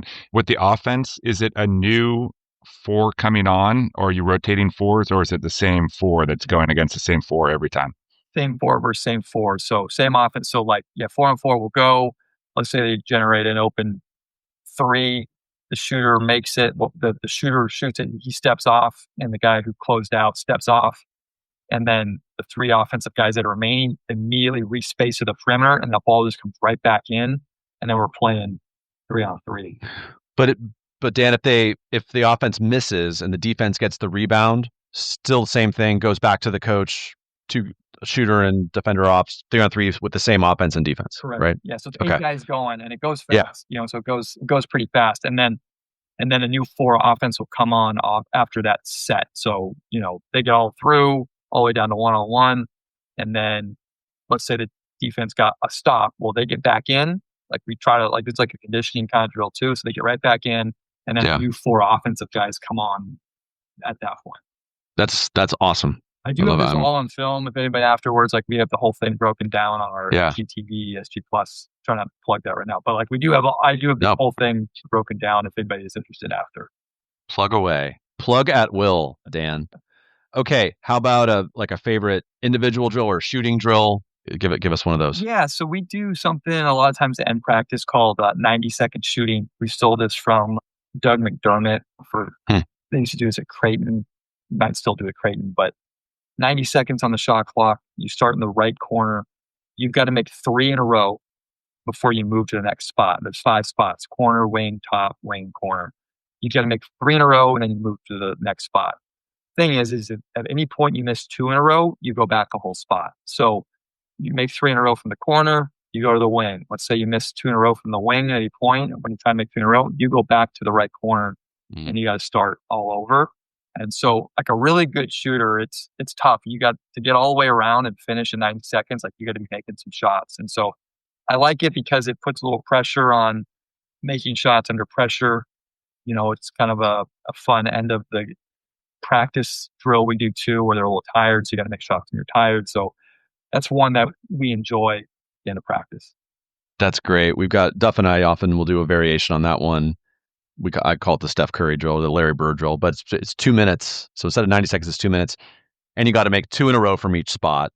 There's no repercussions of you don't go back a spot, but if you're able to finish the 5 spots 2 in a row, then you go to the top of the key and you just make as many as you can, and that's your score. And so I had a D1 girl playing for me who's going to play at Stanford next year, and she got like 22. So she made 2 in a row all around, and then made 22 from the top of the key, all within 2 minutes, which is pretty impressive. Yeah. Duffy, you were up there at one time, right? I got hot one day. I had myself a day, Dave. Right amount of coffee. Yeah, I think it was 22, 23. But yeah, you were pretty good. You're gassed. I mean, because you have to get the shots up quickly, and especially get to the top of the key, and like you're keeping scores. So you're getting a lot of shots up in 2 minutes or 90 seconds or whatever it is. So yeah, that's just a great sort of volume, and you're getting your heart rate going, and there's stakes, on the line. So it's kind of game like shooting, mostly game like shooting. So yeah, I love that. Yeah. Awesome. Okay. Shell. Talk about shell drill. How do you use it? Or is it a tired old drill, or do you like every other coach in America use it every day? So I think that it can be a very useful teaching drill. If we do any shell, it's very quickly, and we adapt it. So I don't do the stationary shell, jump here. Yeah. I don't know if we did that one time last year, but there are shell principles that we'll use, and then, say create a drill around it then very quickly we try to make it more game-like. So yeah, I'm not knocking it at all. I mean, I did it my whole life, and I think there's still value in, I'm not going to say shouldn't use it, because I think sometimes just teaching younger kids correct positioning to start, I just would say, doing it for 30 minutes is not my jam, where it's like, okay, here it is, quick, boom, now let's see if we can get to something more game-like to teach, would be my preference personally. Yeah, the variation on it that I've been using, and I think it's called the Butler drill, but it's basically, it's a shell, but it starts off at a disadvantage. So it starts off 4-on-3. Okay, yeah. So the defense, so now you're working on just rotation, communication, 4-on-3, and then the 4th player on defense runs a sprint away from the action. So sprints to the other end of the gym, comes back, and as soon as that player gets within the half court, now it's live 4-on-4. I like that. Yeah. So because I like the disadvantage scramble, make sure we got someone on the ball, someone's got 2, but then all of a sudden now we're live 4-on-4, now we go.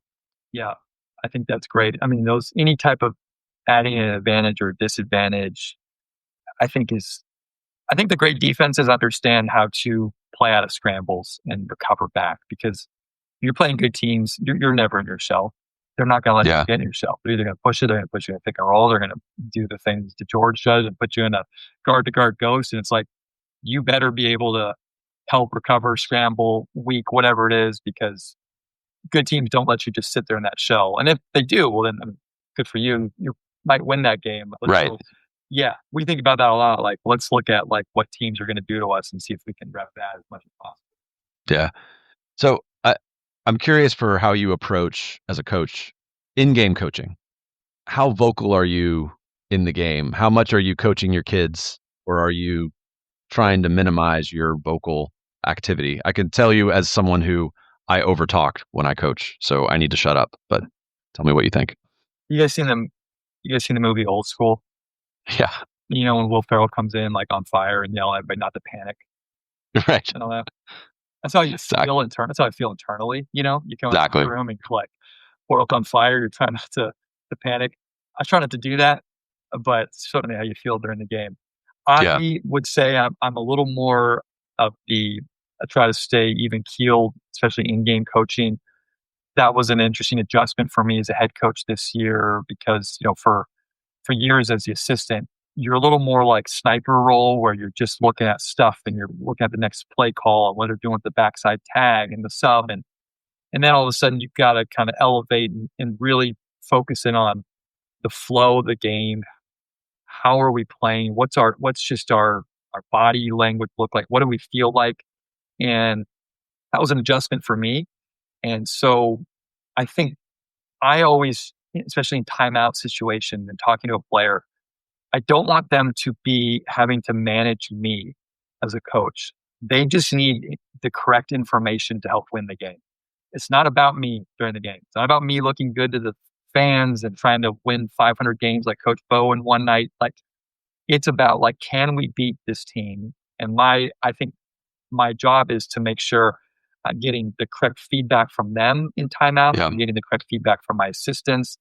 I'm communicating as thoroughly as I can in short amount of time, not unemotional, but for the most part, fairly unemotional, unless there needs to be an emotional timeout, which we all know that time we do need that as a player. We do need a little bit of something.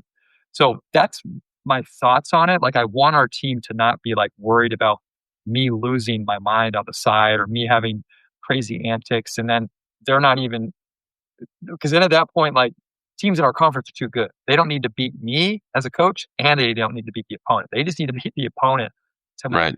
So my thoughts are that, you know, and some of the coaches that I love watching, and I study a lot of coaches in game. Like, I love how Brad Stevens coach in game. Some of these really good NBA coaches where the world is, you know, like Rick Carlisle is so great. Like, you're recording this during the NBA finals where he's obviously intense, he's tuned in, but like, he's just really good at moving moment to moment without losing sight of stuff. So that's what I aspire to. Like I said, I feel internally sometimes like Will Ferrell in Old School, but you know, that's the growth as a coach. Don't we all? I mean, Carlisle's a fantastic mention. We talked in our last episode about, you know, this incredible run. You know, who knows what's going to happen in the finals, but the Pacers, through their playoff run, 5 games at least where they've been down 15 and they came back to win it. And Carlisle's done this forever. I mean, when he coached the Mavs, they had some incredible comeback in the finals. You know, he's really good at keeping his team present and just focusing on the next play, playing at pace. And they just, the Pacers are never out of the game. Yeah. Right. And that starts with, back to what we talked about an hour ago with culture, starts with a coach. That's Carlisle, right? I mean, he keeps them in the game. It's really hard to do. Like, it's easy to say on a podcast. It's really hard when you're trying to win a game and there's people in the stands and score and the players are emotional. It's an emotional game. And so it's like, how do you find the correct emotional lever? Or like, a really good way somebody put it to me once was, I don't know if you guys golf. I do from time to time, very terribly. So, Yeah, same. Yeah. But there's an optimal grip on the club that you want to have. And if you hold the golf club too tight, you're shanking that thing. If you hold it too loose, you are too. And so it's like, what's the correct grip that you have on that club? And I think about that a lot with leadership and coaching and game management, of like trying to find what's the grip that I need to have on this club tonight. And sometimes maybe it is a little tighter based off of circumstance. Our guys are coming out, they're a little flat, not playing hard. Well, maybe we need to like level up a little bit. But I think some of the really great leaders and coaches, you see that they kind of have that correct grip on the situation. And that part of that starts with, I think, not being unemotional, but just having that steadiness. That's a great way to put it. Yeah, hold it like an egg, right? You hold the golf club like an egg. Yeah, it's coming from someone who's a horrible golfer, by the way. I just Me too. caveat it, but yeah. That's three of us again. Yeah, I can tell the story of when I helicoptered my 5-iron into the drink because I was holding it too loosely. How do you score that? I know if the ball goes in, you take a stroke. If the club goes in the water, is that like 2 strokes? I don't. It's actually my best shot of the day somehow.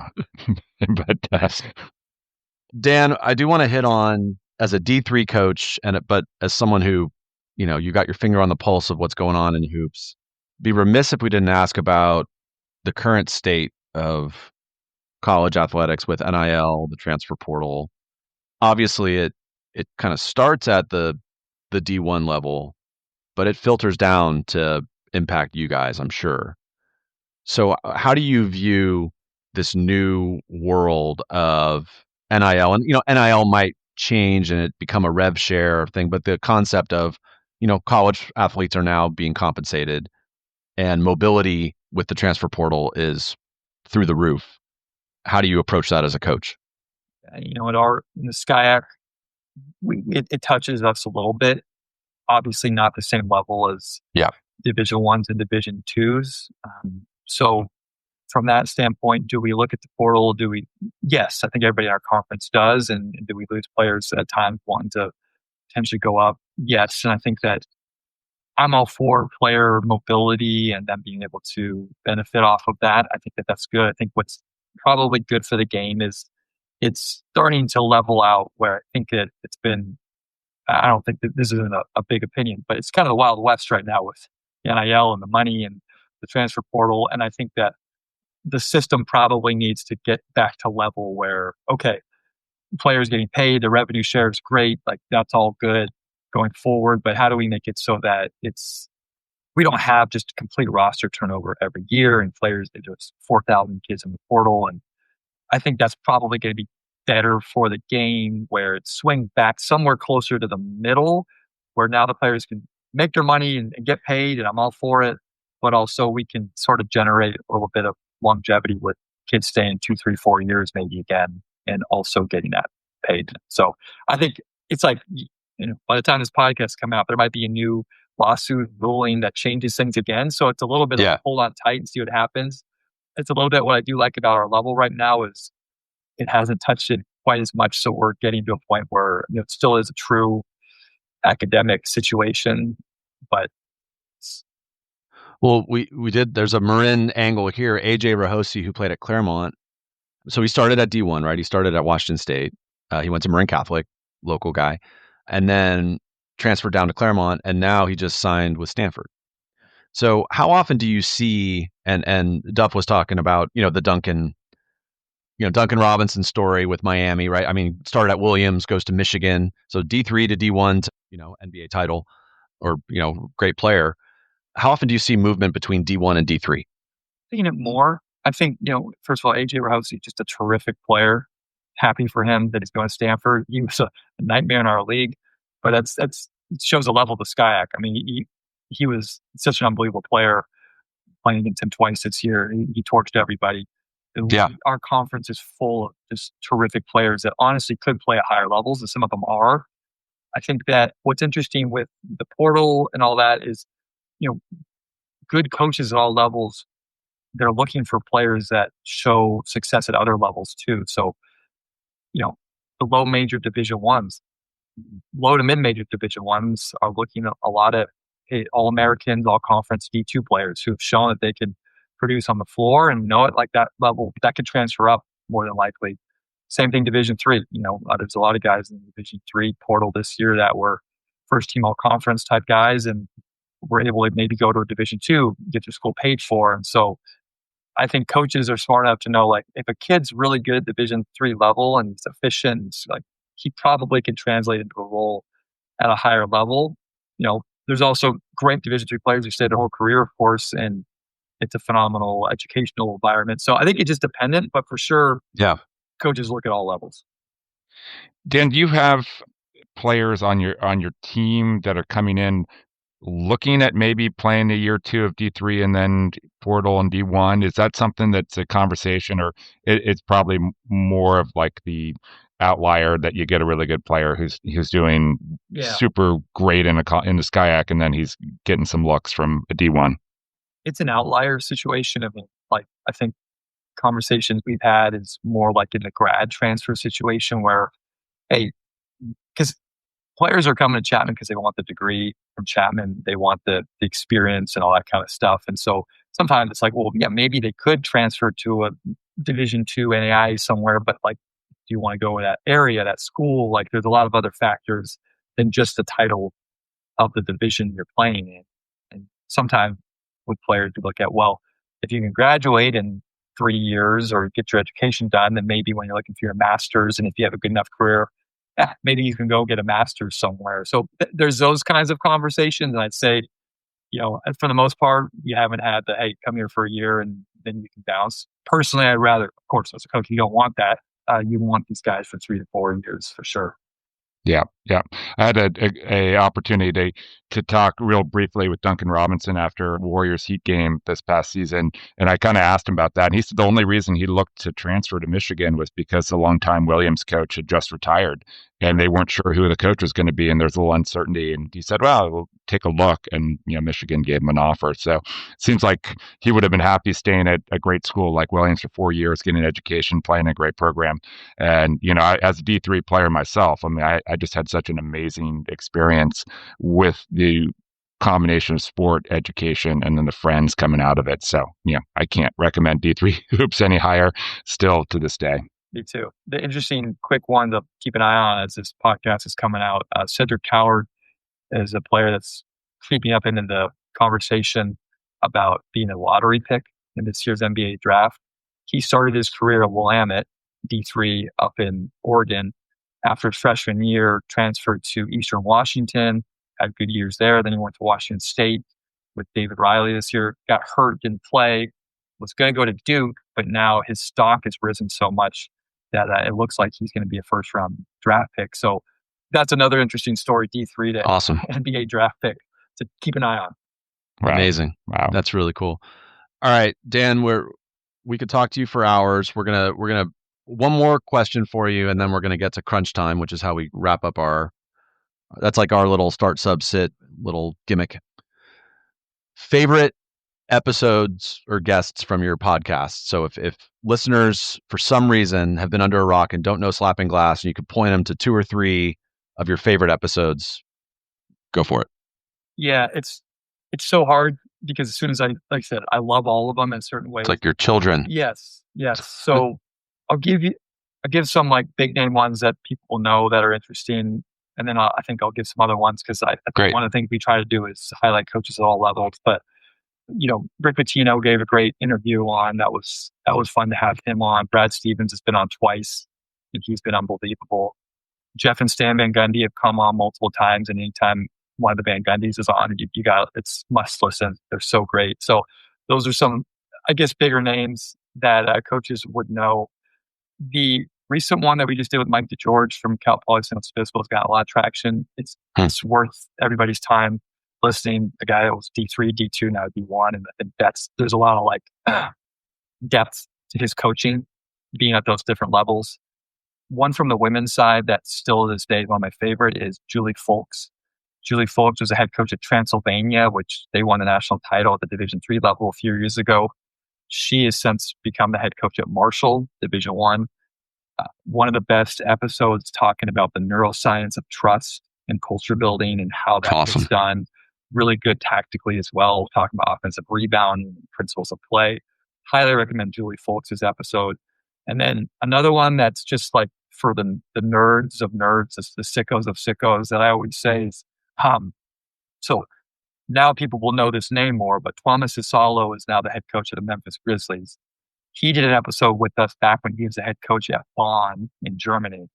And it's one of the best episodes we've ever done. When you listen to that episode, you'll understand why he's the head coach of the Memphis Grizzlies, from how he thinks about practice planning, thinks about player dynamics and working together and player development and the offensive flow and pace. I mean, it's a home run of a conversation, not really by Pat and I's doing, but by Isalo is really good. So there's a bunch there. I cheated and didn't give you one. I gave you a bunch, but those are good places to start. Those are all fantastic. And then a little plug. Our friend Alex Pribble was on your podcast. Prib was one of our guests. He's a Marin guy. We love Coach Pribble. Sorry, Duff. Go ahead. Oh yeah, I was going to mention Preble and also the Kellen Sampson episode. I thought was great recently. But I also want to give you one last start subsit, and this is a podcaster. So you're looking at a guest, three guests. One is just going to hit you with a lot of basketball stories and anecdotes, but they're not going to go too much into the details, not too much tactical stuff. Another is like just your really big name. So you're going to have your Steve Kerr on, but for some reason Kerr's just not gonna. He's just gonna be like a little muted. Maybe had a late night, whatever. And then finally, you got the coach, like the unknown coach, but just gonna be really amazing on the details. And he's gonna sicko out, and you're just gonna want to go for like 4 hours on that. Yeah, 100 times out of 100, I want the sicko deep dive. I mean, those other ones are great too. But I'll start the guest who's going to deep dive, and I'll sub the credentials, impeccable credentials. I guess that's always interesting. I think the people hear, someone talk who's a bigger name. The stories stuff is great. It's just not really what we've ever wanted to do from a podcast standpoint. I think there's other podcasts that do that well, and that's great. We've always thought our sort of guiding light as a podcast has been like, we don't want to waste 1 second of a coach's time. Like, you have 45 minutes to hop on the treadmill or drive to work, and we want every second, for the most part, to be something that's valuable to a coach. So not that stories aren't valuable, but that story's got to be wrapped with teaching point or lead somewhere for us. So some of the best episodes we've ever done, like, people might not know Julie Fultz's name. You'll walk away a better coach if you listen to that episode, and she's fantastic. So, that's 100 out of 100. Let's get the deep dive, Coach. Love it. All right, Dan, crunch time. Rapid fire questions. Favorite coach of all time? Brad Stevens. Ooh, that's good. That's a biased answer because he's been on your podcast, but that's fine. Favorite player of all time? My mom was born in Boston. My grandparents have a lot of family back there. I grew up hearing about watching Larry Bird. So I'm going to go with Larry Bird as favorite player watching growing up. That's a good answer. I'm sticking to Boston right now, though. I got to get out of the Celtics. Yeah, seriously. Yeah. Such a homer. Watching the old clips of Larry Bird. And by the way, Larry Bird was my brother, his favorite player as well. But just watching those clips of how quickly he made decisions and his fakes, I mean, everything when he was younger, so tight, he made decisions so quickly. Larry was a bad, bad man. Favorite gym you've ever played or coached in? Yeah, I'm going to give a shout out to the Division III gym, Mary Hardin Baylor in Texas. We played them in the NCAA tournament 4 or 5 years ago now, and they have like an arena at the Division III level, and they packed it out, and we ended up losing down the stretch. It was a tough loss, but we played great. They were a terrific team. What a really, really cool environment. It felt like the entire city was in that arena that night. It was a really cool place to play, and so shout out to them. That was a cool experience. Beautiful. All right. You're stuck on a desert island with one basketball podcast, but it's not yours. Ooh. There's a lot of good ones out there. Credit to the basketball community. There's so many people that do a great job with this. One that I enjoy, kind of in our vein a little bit. So Thinking Basketball by Ben Taylor. Ben Taylor has a great YouTube channel. He gets really into the nerdy part of the game with analytics from the NBA level and actions, and he does a really great job. And he does a podcast as well that I've listened to. And so I think he does a really great job. It's fun to listen to him sometimes when I love European basketball and college basketball. And I definitely, of course, like everyone, watch the NBA. But sometimes when I want to get my NBA fix at a smart level, I'll go to Ben because I think he does a terrific job. And Great we're suggestion. we're just going to say this desert island has like a mega complex of gyms. It's got the entire Skyac there. So you've got your whole team, you're coaching. So it's not just one of those desert islands where you just have to survive. So good choice with Coach Taylor. Sounds like a good desert island. Okay, last one. Dan, we usually ask favorite restaurant because it's a Marin podcast, but I'm going to ask you favorite venue you've ever played music in. Ooh. Okay. Wow. Yeah. I'll give you my favorite show I've ever done. Yeah, which that's is great. kind of the same ish answer. I've played a lot of really fun like bars, coffee shops, clubs all over the world. I played, a really, really cool church. I played a cool church in Europe, in the Netherlands. It's a small town. They have these community events where they bring in musicians. So as part of my tour, that was in Germany, up in northern Germany, right by the coast. Played in like hundreds of year old church with no microphone, nothing. Wow. And it was just straight acoustics. And Cool. one of my favorite shows I've ever done was there. So that's one answer. I'm gonna cheat and give you two. The other one was really cool is about 10, 11 years ago now, the city of Costa Mesa, where I grew up, was turning 60 as a city. And they asked me to write a theme song for the city. So I wrote this song called Costa Mesa, My Sweet Home.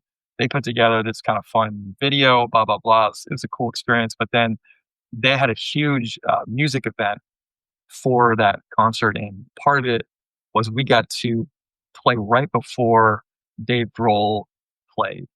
Wow. So I got to be backstage with Dave and some of the Foo Fighter guys. They weren't playing as the Foo Fighters. They're playing as Chevy Metal, which is like his secret cover band that does stuff. He's phenomenal. So I got to play in between Dave Grohl, who headlined, and then the Animals played right in front of us. So the legendary band, the Animals. So totally. We were up there. We did the 4 or 5 songs. A great, huge crowd, City of Costa Mesa event, and then Dave Grohl after. And he was really nice after to me. Just a good hang. So that was a fun experience. That's a pretty darn cool story. Awesome. Okay, Dan, point people to your podcast, your email newsletter. Plug it. Sure. I'll first plug every other person that does stuff like this and creates basketball content for coaches. I think that there's a ton out there. You guys do a terrific job. I think I know how hard this is to put together a show and all that. So kudos to you guys. I hope everybody keeps listening to this show and a service that you're doing to Marin County. I know you're going to keep expanding it from Marin, maybe gets into the Bay, down lower area. Mm-hmm. So credit to you guys, credit to all the other coaches that do this. I think that, so we just try to be a service to the community and put valuable information out. Not all of our stuff is for everyone. And there's other places that might be better for certain walks of life in your coaching career. Go all in on it. We think that there's so much good stuff out there. And so if you do find yourself wanting to listen and get into our stuff, you can go to slappinglass.com. We have a podcast that comes out every Friday. We have a newsletter that comes out every Sunday called the Sunday Morning Newsletter.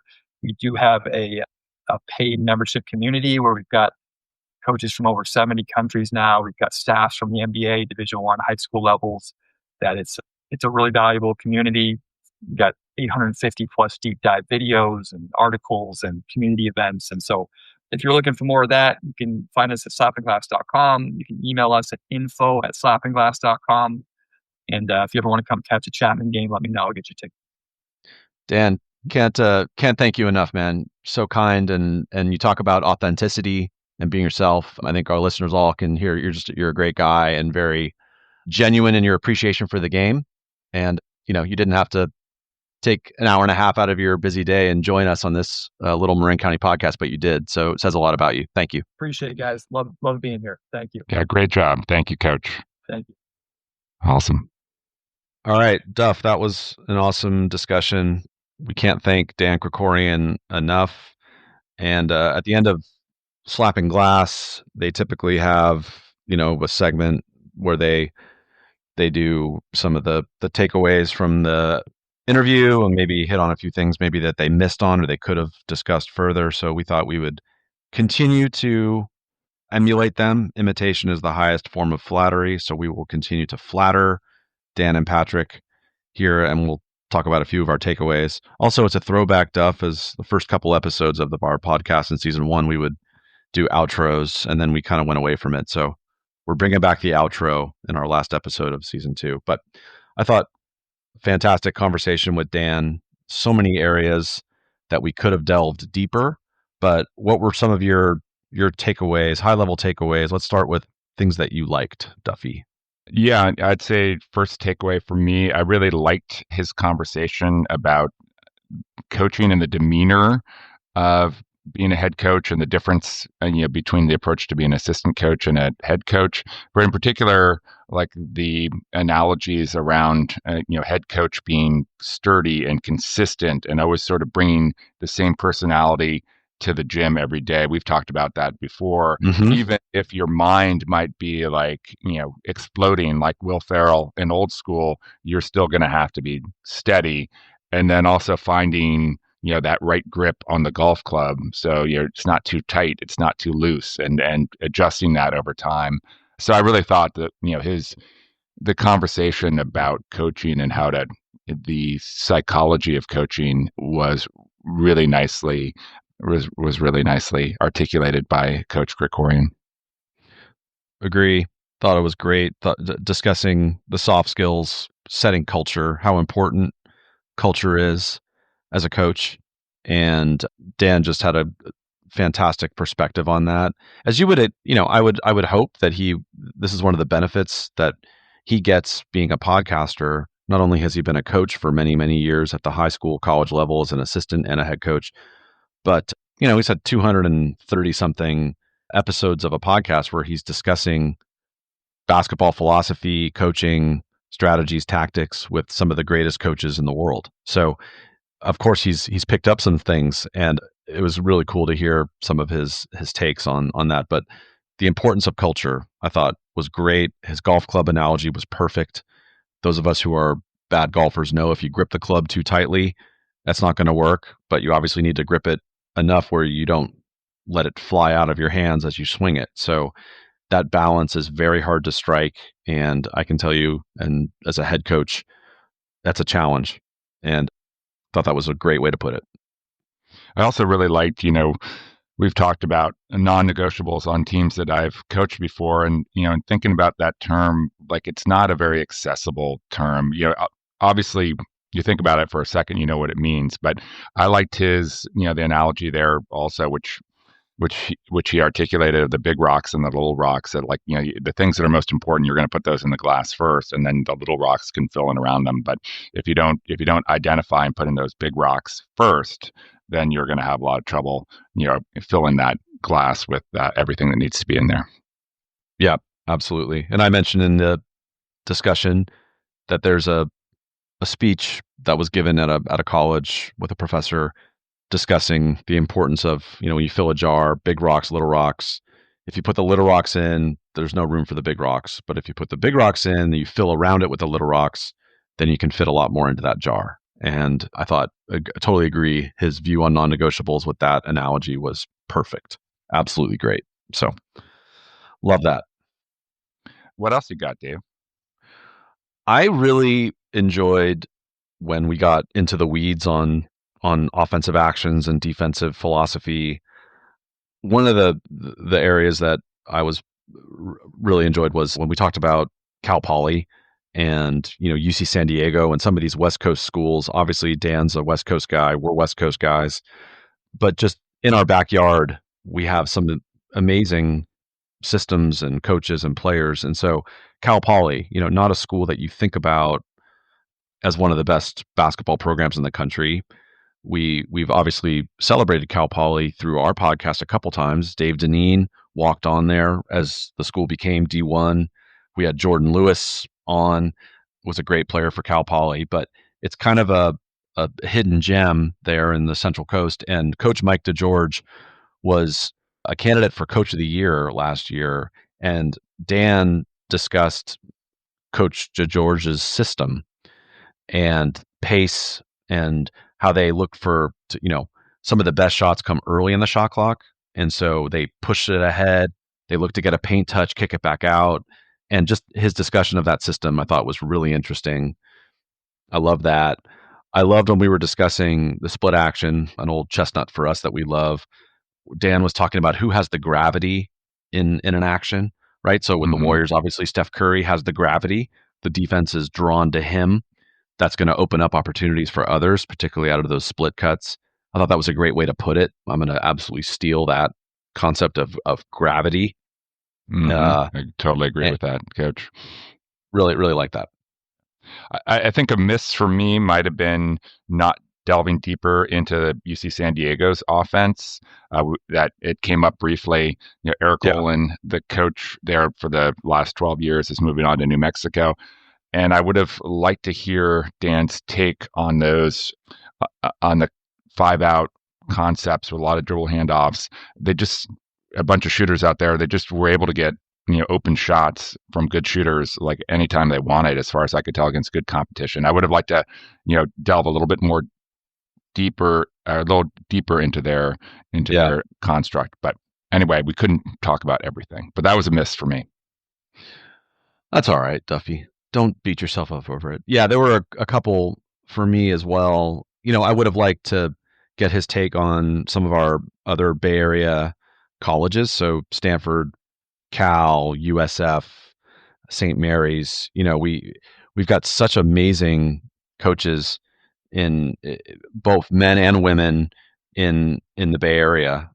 And I would have liked to have asked Dan about his take on, Tara Vanderveer and Sharman Smith and Mark Madsen and Kyle Smith and and Randy Bennett, obviously. I mean, Randy, gosh, St. Mary's men, one of the most consistent high-level programs in the country in the last 15, 20 years. So that was a miss.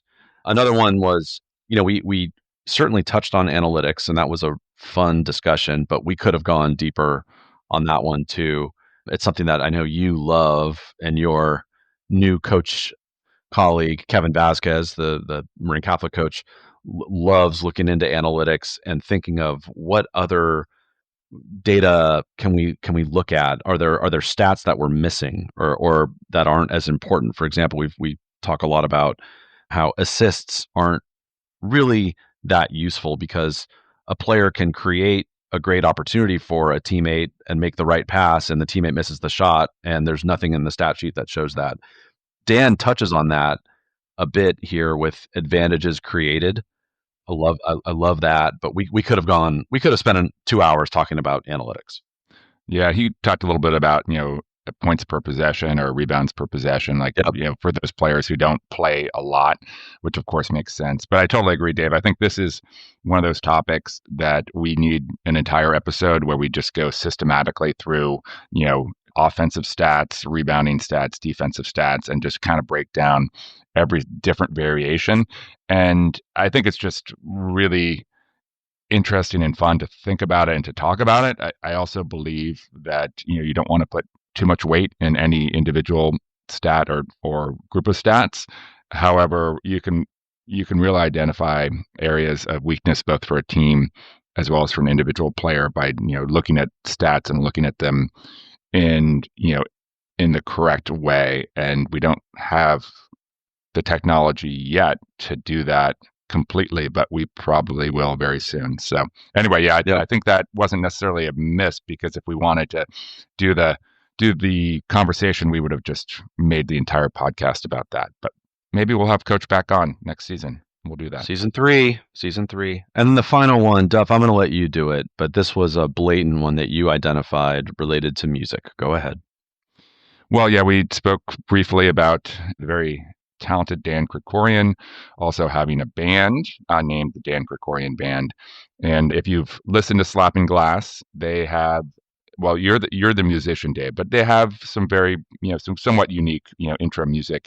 And we failed to ask him if that was indeed the Dan Krikorian Band, and how many takes did it take for them to nail that? Missed opportunity. Next time we have him on, we'll ask, and then I'll pull my guitar off the shelf, and Dan and I can do a little jam. It'll be fun. Dave, totally unscripted here, but I'm going to throw in a dime right at the end of season 2, and that is: have you seen Becoming Led Zeppelin? It's on my queue. It's in the queue. I'm excited. It's really good. I can't wait. Okay, awesome. It's kind of like us breaking down, the stats we think are most efficient or most beneficial in basketball. They're just breaking down the creation of their music, especially Jimmy Page, in a way that is so analytical and granular, but yet when they're out there on the stage, it also seems so primal and instinctual. So that was fascinating to me as kind of a non-music guy. I was just blown away by, the footage they got talking to these musicians about making the music. Amazing. I love a good documentary. First of all, as we've discussed, I'm a huge music guy. I'm a musician myself. I love music. And so music documentaries are kind of my sweet spot along with basketball documentaries. So I will move it up the queue, Duffy. It'll be a good summertime watch for me. So I think this wraps up not only a great episode with Dan Krikorian, but a fantastic season. So season 2 in the books. Thank you, Duffy, for doing this with me. I've loved every minute of our time together. And listeners, thank you for supporting us, for buying shirts, for listening, for spreading the word on Run TMC, and most importantly, for supporting youth basketball, high school basketball, college hoops, for sharing the game. As Chris Oliver says, it's a great sport. It's a great game. It builds friendships and relationships. And that's really why we wanted to do this podcast in the first place, was to continue to share the game and build a community. Yeah, and who knows, it might save the world, Dave. But yeah, I feel the same way. This has been super fun. Can't wait for you to get back from your travel so we can share a beer together and clink on completing season 2. And as we mentioned before, Dave, there will be a season 3. We'll probably come back like we did last year in October and start to do some previews for the upcoming seasons in youth, high school, and college. And if you're interested in sponsoring us, get in touch. And for those who might be discovering this podcast for the first time, go back and look at the 70-ish episodes we've already put out there. I think close to 80 now, and pick one or two that look good to you. Season 2, episode 1, Mike Delosio, Marin kid who ended up walking on for Bobby Knight at Indiana. Just an amazing story. So, we've had a lot of great episodes, but that's the one at this moment in time I'm sending our listeners to listen to. Yeah, and we celebrate women's basketball just as much as men's basketball. I coach girls high school basketball. So another one that I would recommend to new listeners, Kirsten Moore, head coach at Westmont College, won a national title there, and incredible story. She went through some just unimaginable adversity and overcame it and won a national title and is a true inspiration. So I'd say Mike Delosio, Kirsten Moore, kind of two of the ones that we get the most feedback on of, whoa, that was incredible. And our friend Dan Dibley said about both of them, those both should be a movie, and maybe they will be. But anyway, thanks, Dove. Dove. Whoa. Thank you, Duff. How did you know what body wash I chose this morning? Just for you. I was going to say you're on for that beer when I get back, and maybe we'll meet up at the hub. Yeah, we should do that. Yeah, I know Dave. Yeah, just a quick moment of appreciation for Jerry Bugas from the hub. Our initial platinum sponsor. His one of our father first sponsors passed away, age 96. Fritz Bugas, and if you look him up in New York Times, you'll see an amazing story, a life story. Jerry's dad was in West Virginia, and his job was to run a bunker that was meant to be where all of Congress would go if there was a nuclear disaster. And this was in the 70s and 80s and into the 1990s. A secret bunker that would house all of Congress and was completely secret for about 20-something years. Really wow. Amazing. Amazing story. Amazing life, a full life. And we're huge fans of Jerry, Rebecca, and Owen and the Bugas family. So, all right. Awesome job, Duff.